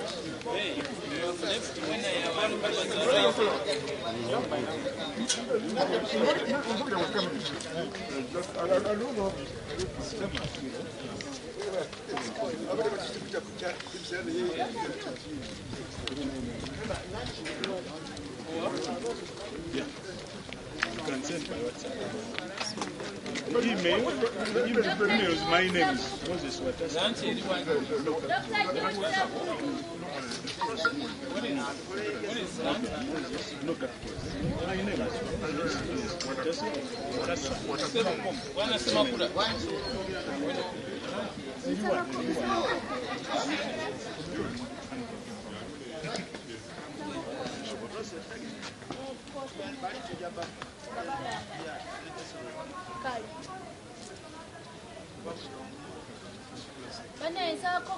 Guest of honor, I interview one. So guest of honor, I interview. Okay. Oh.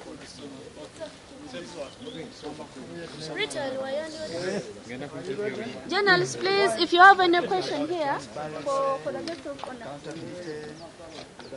Okay, as Minister of ICT, we are very happy to associate ourselves with the conclusion of the SCE2 project, which has delivered a lot of good things at Uganda Martyrs University.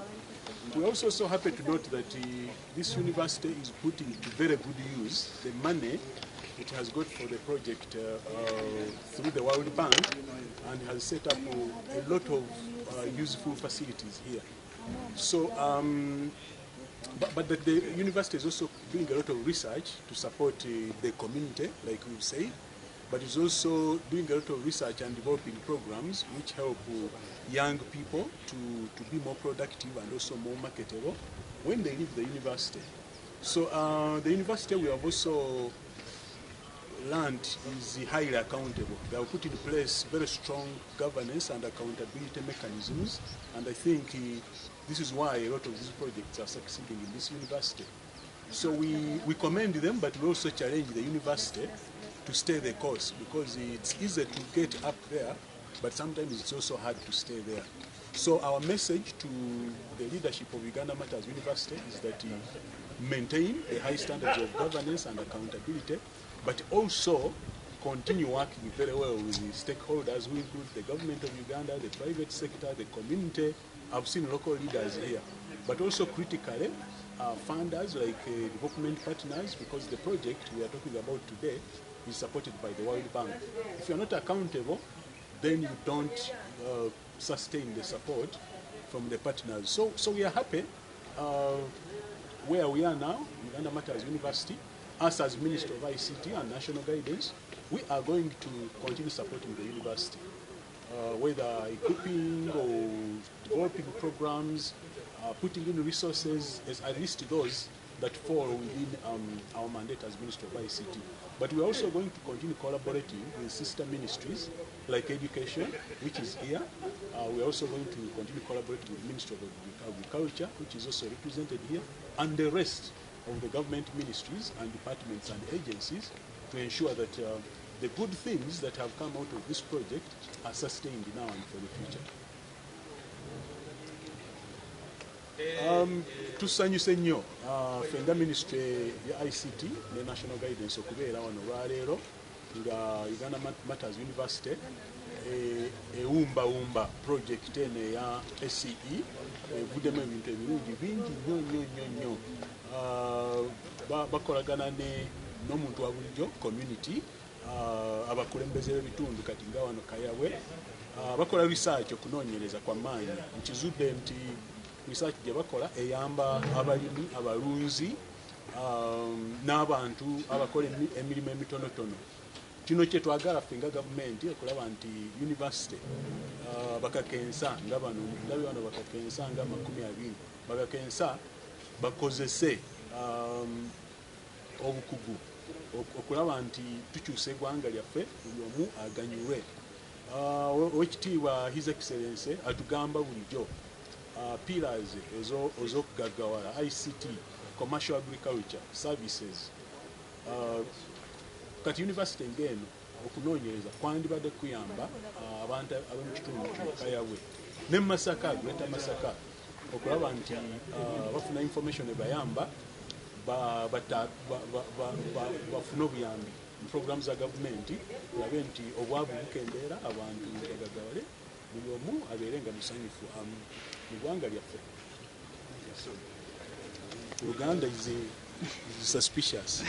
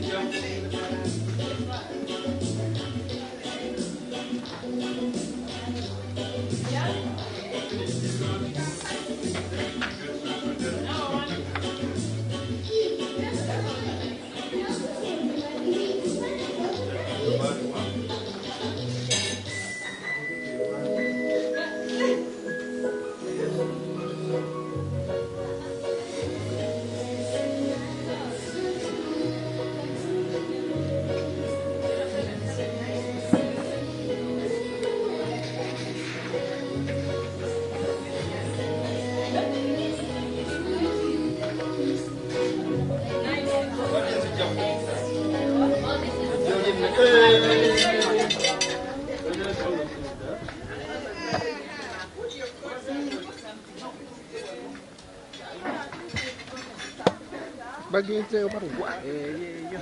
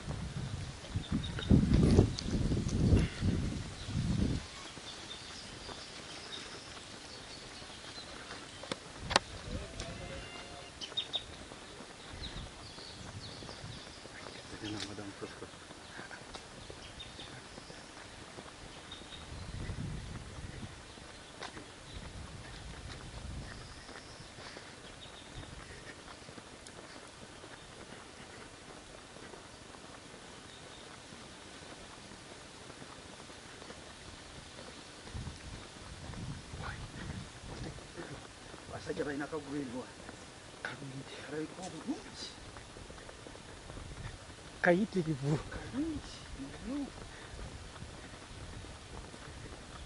era batulagiye okukolamu kwekyekyeeka abaana abamu okugwamu abona baali bakyakuŋŋandira wa aye ngaeyo ekifo kinene wajjawoko wano bakyaliwo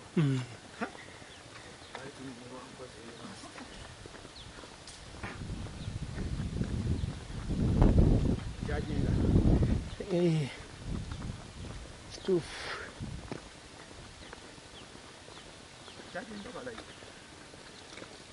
Nikulailo.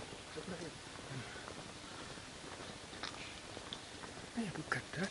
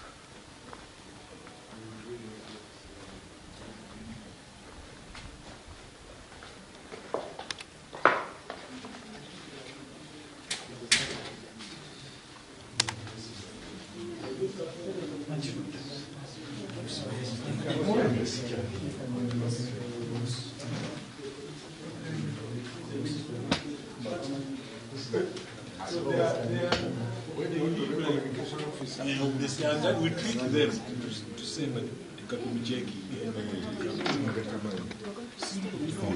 that Deputy Prime Minister of Uganda.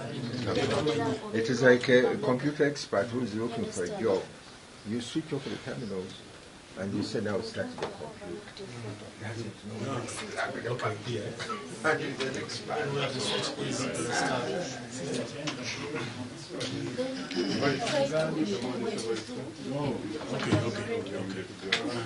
If there is no speak on this, take a call.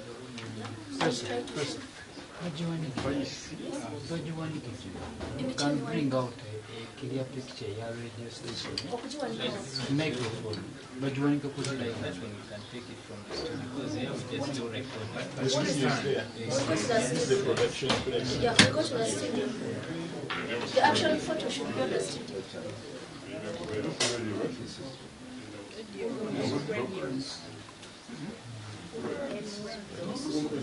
It's on Mascom, right? Very good.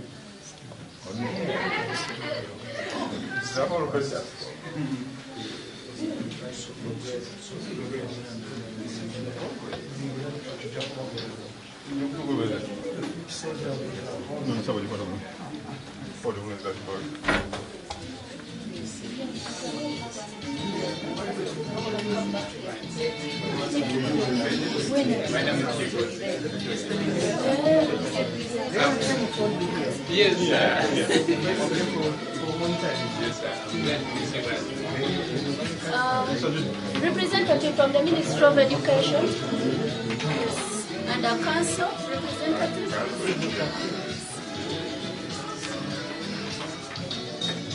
What about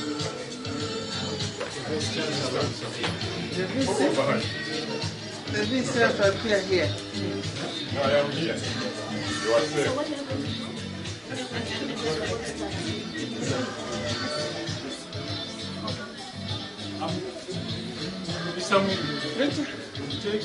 I'm taking.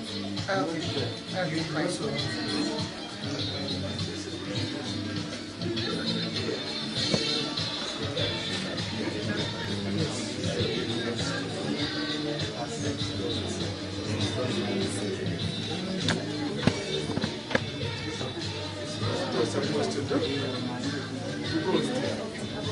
It can be. Yes, of course, on AC Radio.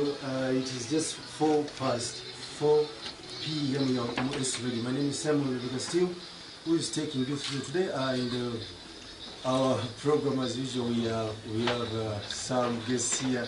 And of course, they are going to be talking to us, and they tell us what they are supposed to do. In our midst, we have the Minister for ICT National Guidance. Minister Honorable is going to be talking about us. Thank you very much. You can be between us. Okay, I'm very happy to be here on UMU radio station.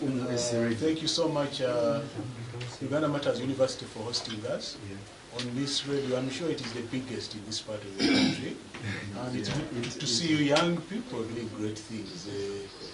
Greetings from government of Uganda.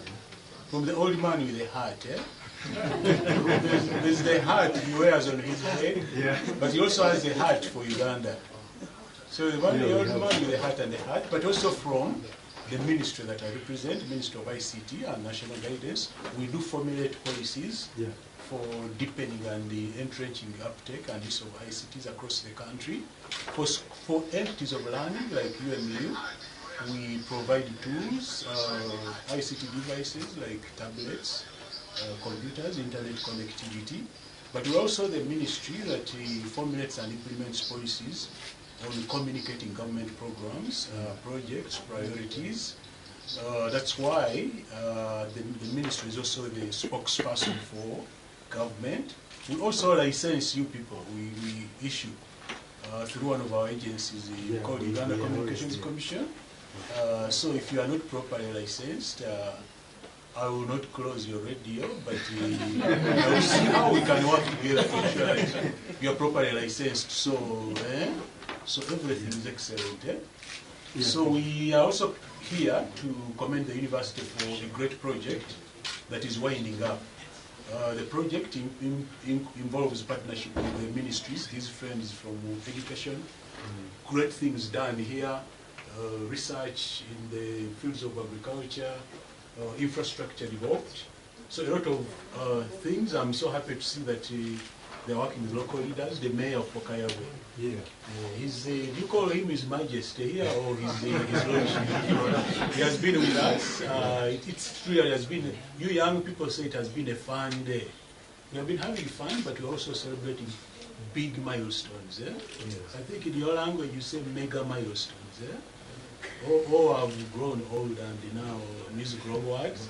But it's really good. So I'm here on behalf of our ministry. I'm here to represent my minister, OHT, Honorable Joyce Nabosa Sebukwawo. Otherwise, myself, I'm Commissioner Moses Watasa, Commissioner for Communication. I lead the technical aspects of actually regulating Emikutu like yours. And I'm so happy that I'm hearing myself very well. It means there's something you must be doing very well, and so I also commend you. Yeah, well, there must be something special at Uganda Martyrs University that you think should be like people out there should be knowing about. You can talk about it. Absolutely, and this is my first time to come here. First of all, when you enter, the place is so beautiful. There's a lot of trees. I've been in Kampala, I feel like remaining here. I don't know, do you have a hostel where I can... Kampala is extremely dusty because there's a lot of construction. For roads, I was telling the audience that Luzira, part of Kampala called Luzira, not the prison where I stay, is extremely dusty. Every time I go shopping in the center, I go back coffee. But this place, my goodness, the green, the fresh air. I was remembering my science of photosynthesis, how trees take in bad air and give us fresh air. So beyond the beauty of the area, excellent programs, functional skills for young people, looking at the market needs and the trends for the future. The university is doing a lot of research, which is supporting the farmers here, people into crop growing, livestock rearing. So in other words, the model of imparting education and skills is very much in sync with the aspirations of the immediate community, but also the country at large. So I think your university can be benchmarked by the rest of the country and even beyond. But it's also good to know that the university works a lot with the community, because this ensures that the programs, the projects are sustainable, because the host community and the university are one and the same, they're on the same page. So I've seen the good people who appreciate what the university is doing. So I'm thinking, given your programs here on air, look at how this station can empower and give useful information to these people. For example, the parish development model now government is implementing. How can they access help? So, so they improve incomes at the community and livelihood levels. So you'll find your students acquiring skills, but you're also adding value to your host community, but also adding value to the country and for posterity, as you also add value to yourselves. So that when you leave university, hopefully you become a very good journalist that you look like you will become. I am a journalist. So I don't have to call UCC to invite you for a meeting, because I can see you are going through very good grooming, training, skilling, and your future should be excellent, including the futures of all the amazing young students I've seen around this university. So there's much more. I can talk until tomorrow, but I know you need to host the Vice Chancellor, so I cannot talk alone. We have your ministry. If I talk too much, they might withdraw your license. Let me have both of them for some Yeah. brief saying hi to us. So we are happy. Two gentlemen, thank you very much. You can say something. Well, thank you, Radio, and I want to appreciate our chief guest tonight, the representative of the Honorable Minister for ICT and National Guidance, and our Commissioner. We are so grateful for today's milestone. We are so grateful to our team, family, for these strides we are achieving. This indeed makes a real opportunity as in the whole country to have a radio station at the university running. And I believe this is now part of what His Excellency the President is communicating on skilling the young people. And part of this is going into the media that we're already doing right now in the practicals. So, Mr. Commissioner, whereas others are studying the theory, for us we are both in theory and practical. More into practical. And I would believe that UMU is going to be one of the best excellent universities, especially in the private ACALISE. And you've seen it today that indeed we're already running in the aspect of delivery of these skills. Well, I am Muhindo Tadeo, and I represent the council of the university, the governing council. I'm representing His Grace, the chairperson of the council, His Grace Nekorat, and I'm here on behalf of the whole council to appreciate the planning that we've always done to ensure that our university develops. I'm so grateful that today we have a child we appreciate called ACALISE. And this child has had milestones of performance, and that's why I thank the whole team, especially our management team, the Vice Chancellor and his technical team, our support staff, but also the remaining team of the project of ACALISE.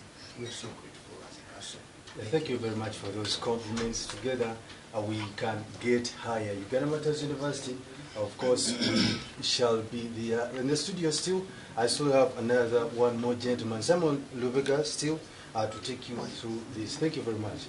Your names and then where you're from and why you're here with Uganda Martyrs University. Okay, thank you so much, the presenter and the staff of Uganda Martyrs University for giving us an opportunity to come here. My name is Eric Gita. Can get closer to the mic. Okay. My name is Eric Gita, and I work with Ministry of Education and Sports. I'm here representing the ministry, its commissioner, but while after ministry, I am a principal education officer responsible for university education and training. Just as in line with the vision and the mission of Ministry of Education, we always advocate for quality education. That fits for a purpose, and I'm happy that my being here has witnessed Uganda Martyrs University practically fitting into the quality for a purpose. Which makes us here, especially in the mass communication department, having an opportunity to have the hands-on, the feeling, and the engagement practically with the required tools that are available to support them in developing their learning. So I know it has been a long journey to reach here, but we need to appreciate the efforts and contribution of the directors, the members of the governing council, the deans, the staff and students of Uganda Martyrs University. It is my first time to get an exposure to an online radio, and I've been here asking myself whether the layman Okay. The man on the street. The man on the street, okay, or in the garden, is able to at least pick the voices from this radio. But I just believe that it is a gradual process, and as time moves on, we shall have those developments moving forward. Yeah, thank you very much. For me, I also do some creditation to the former VC of this university, that is Father Mavi Chrysostom. Shout outs to you, and also the current VC, that is Professor Chamonia. This all can happen, of course, with their energies and our support, and the support from, most especially to you people who are in those, I can call them the big offices. So when the university, of course, gets into touch with you, everything can be so well. Thank you very much, and I will just wish you a very wonderful movement back to your offices. Thank you very much. Maybe we can have Father Maviri for something, or then we resume. Thank you very much. Simon Rebecca, still on Umu AC Radio.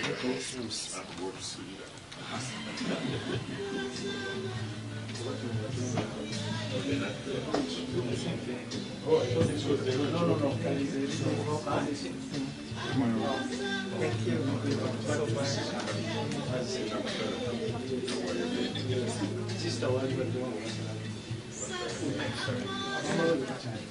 All right, and on the panel we are having Father Mavi Chrysostom. We are going to have a brief meeting with him. He's going to just talk about something small.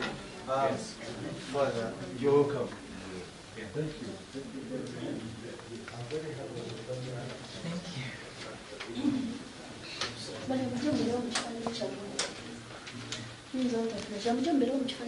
Hold.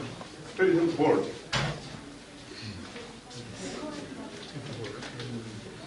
And the control of the ribbon.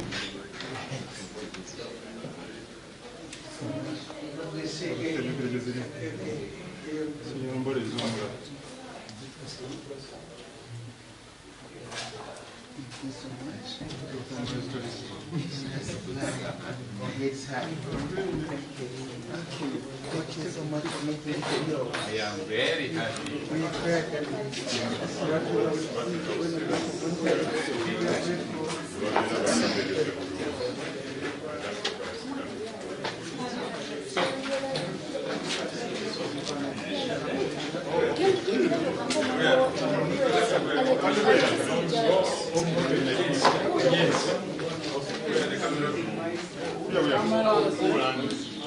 So I prove yes.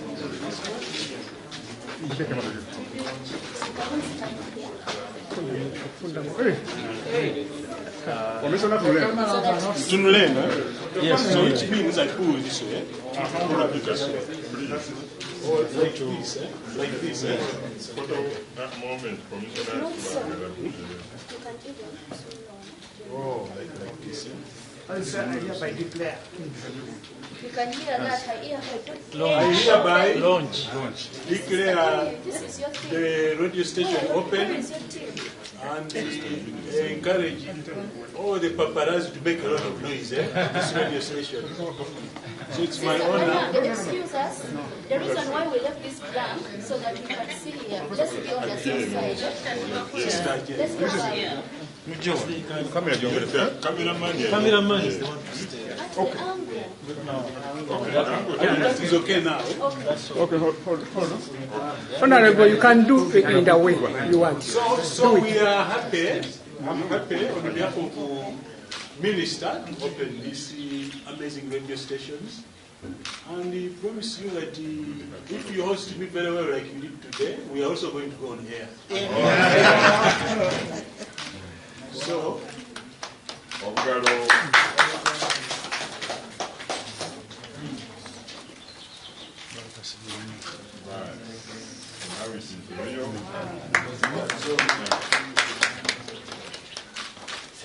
Yes, please sister, have pause for a photo with your team before we leave. Yeah. The team that is available, along with here. Vice Chancellor. Vice Chancellor. There will be a photo.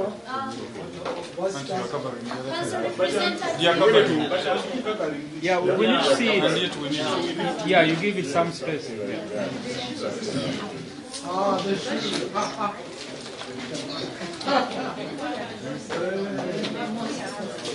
Others can stand this side. It will be crowded.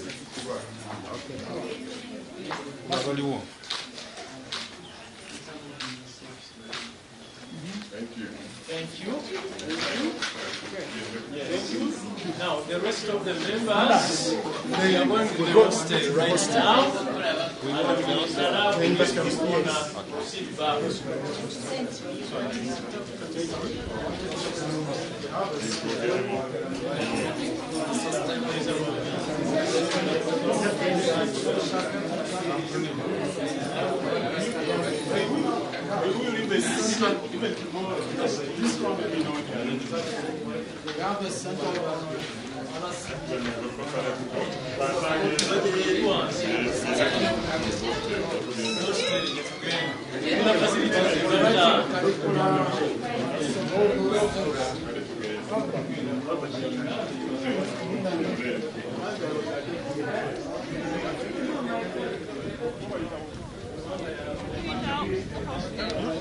abakulembera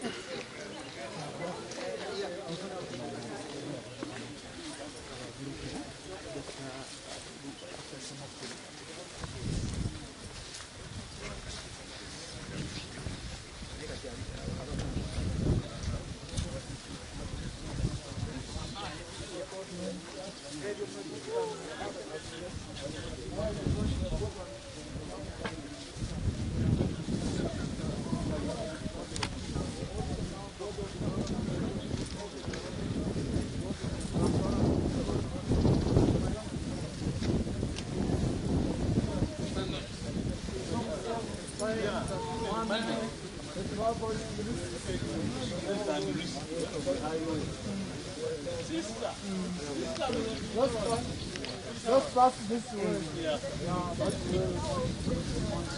much fall in a ditch. Could fall into a ditch. I think so. It's still much there. Yes, yes. So I can't compare. Exactly. Before dark. It was told you don't traverse night. For us, we are still probably down there. We can get to that. Where are you?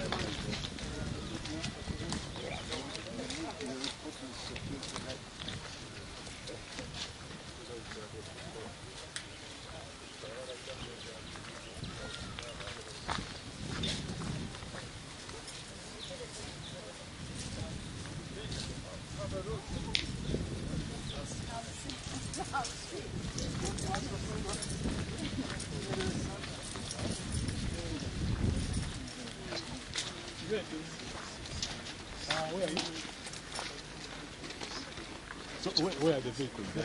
No, the other side. The vehicle is going to take.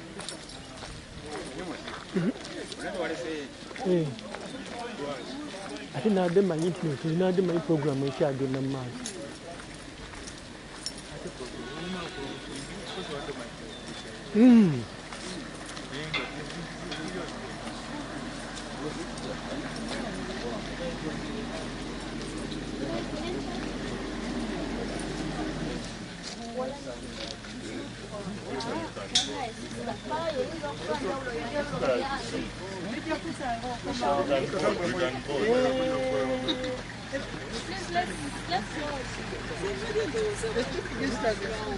You want to be last?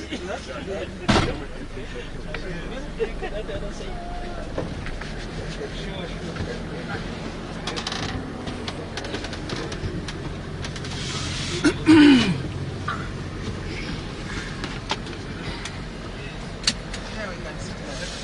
lucky to sit with the people.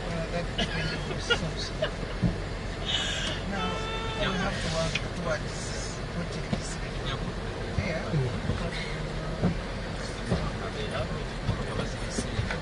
Abasiyo naye tubawadde eyaffe naye bakitambulira tubakomye omukulu ono.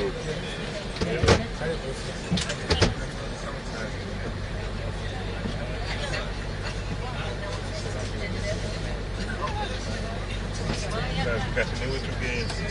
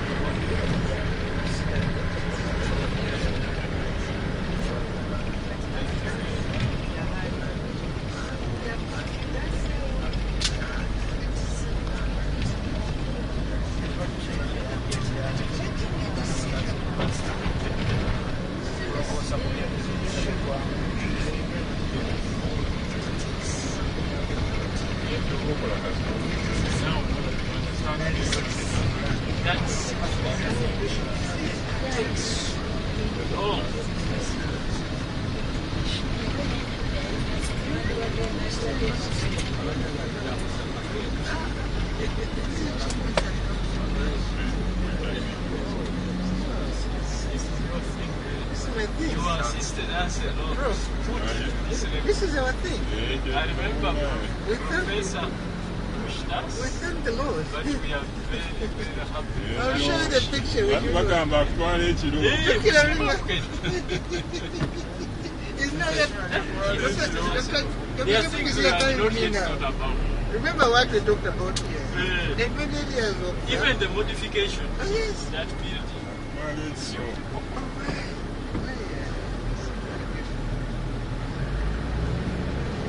I wish they It's coming? Might come. I know. I saw him rushing with other piano hand.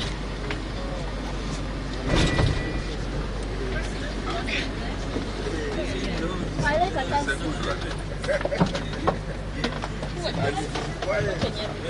Very quiet.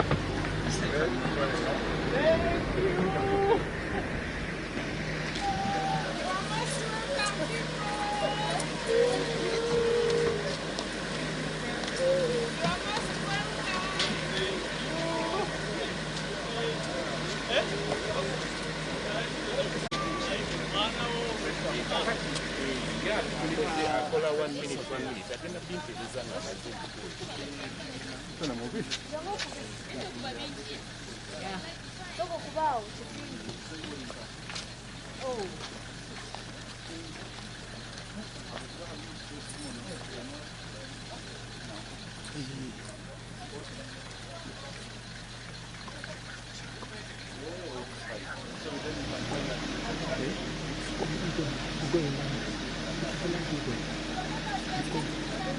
Members, can we launch and then listen?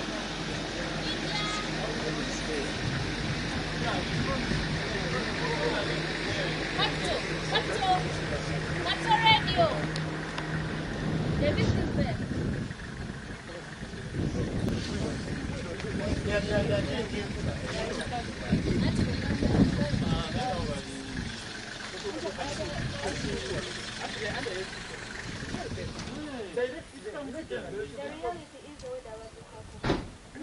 We still have him even down there. You have to direct him. Maybe we can first go inside. As he finishes. Yeah. We can go inside. Let's go inside and see what's there. Thank you for allowing us and take the ladies.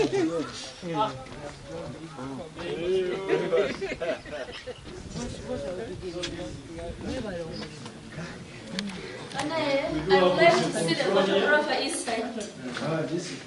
Yes, because all around we have the cameras to ensure the security. Okay. I think we can tour. Okay. We have here the kitchen. Those who stay here.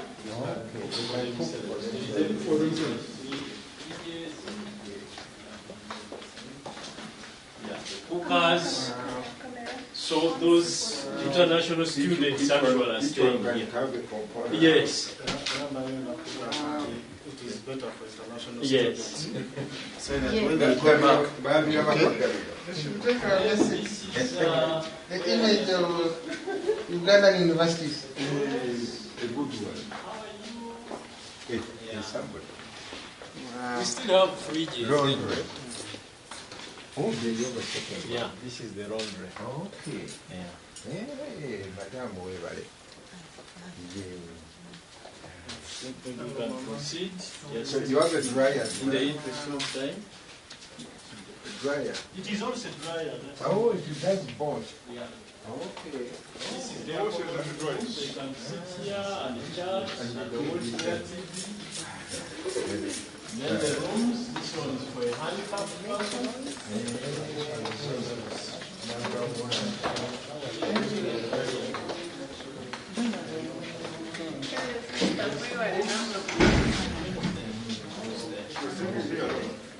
We have one for the handicapped. This one. Look at where we were. Wow.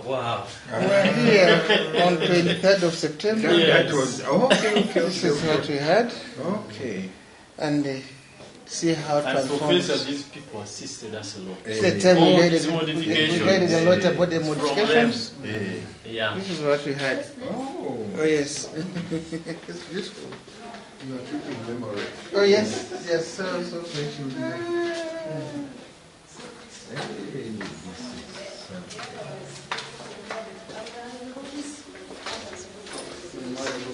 Yes, very memorable. Yeah. So room number 10.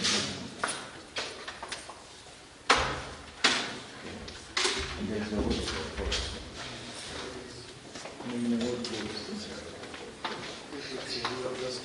yeah, actually, your guest house. Kind of a hotel, motel. It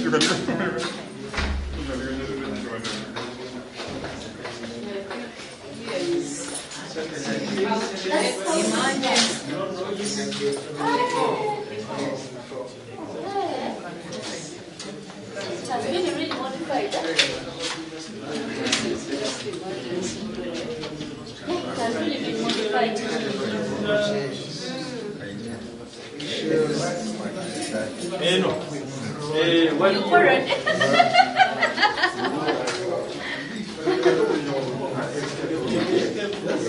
Sister here, today you are there. I would like it. Good work here. This is excellent work.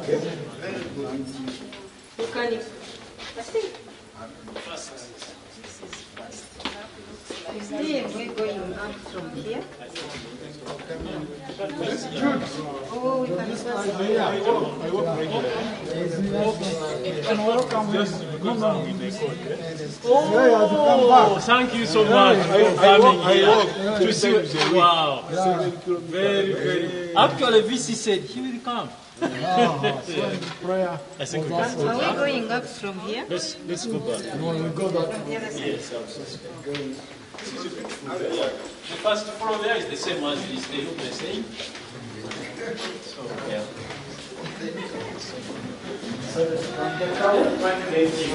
Thank you for having me. Oh, yeah, in our tradition, we are born. This one is for the The shoulder will never arrive. But you know, the African of life has a very big respect for Our natural succession. No, I think there is the same. Go up. And also a bit You can open for us. Sister wants to see here. Yes, because the view. It's okay. A view of the town, actually. When you're up here, Yes, you can have a view of the city, of our growing tourism city. We propose the tourism city. and it will be, because there are a lot of unique features here. And it's also near Kampala. We have the lake, we have the landing site. We have Katonga, that people are coming from the west. And the only Uganda. It's a historical river. The museum is over there. Museum across the Katonga. We're fighting. It's a lake. Exactly. That's the other one who's the one who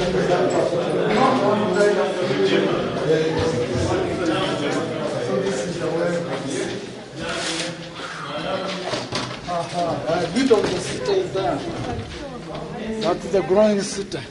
This city yes, is going to be very good for what you call excursion. That's right. But from inside, you can You ready? I am at the hostel place. There is a lady who told me she had come to pick you people and bring you here. Yeah, just come and find me here.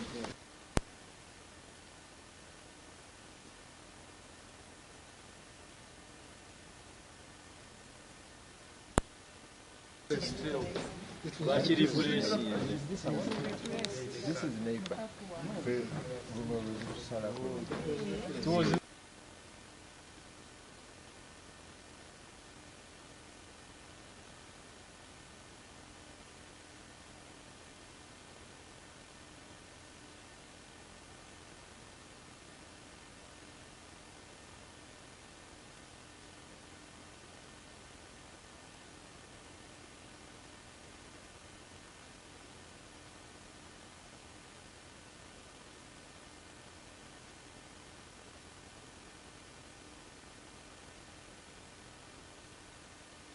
But if you are inside, if you can open one room and you see out, the view is very good. When our room is good? Inside the room. Yes. Beside here. This side in your You know, only one stand here.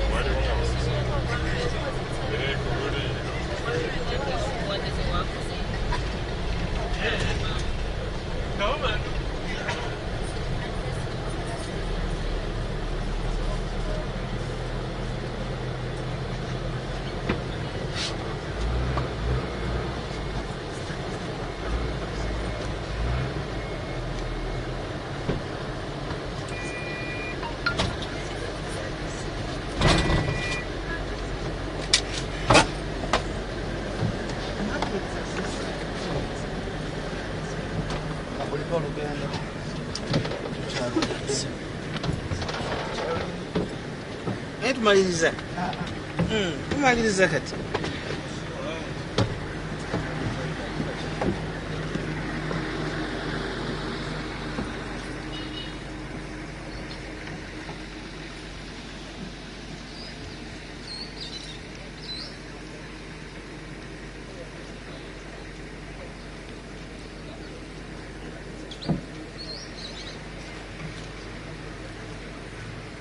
Twalundiranga envunyu.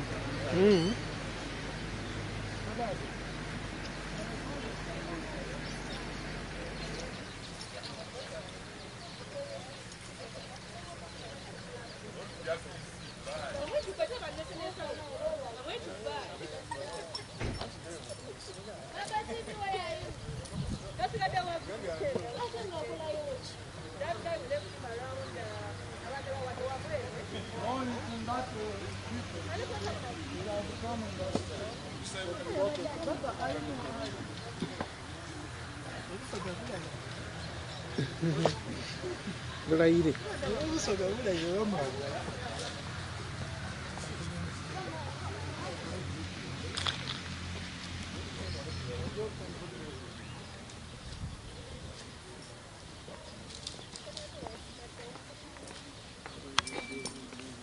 Maybe he didn't know the person.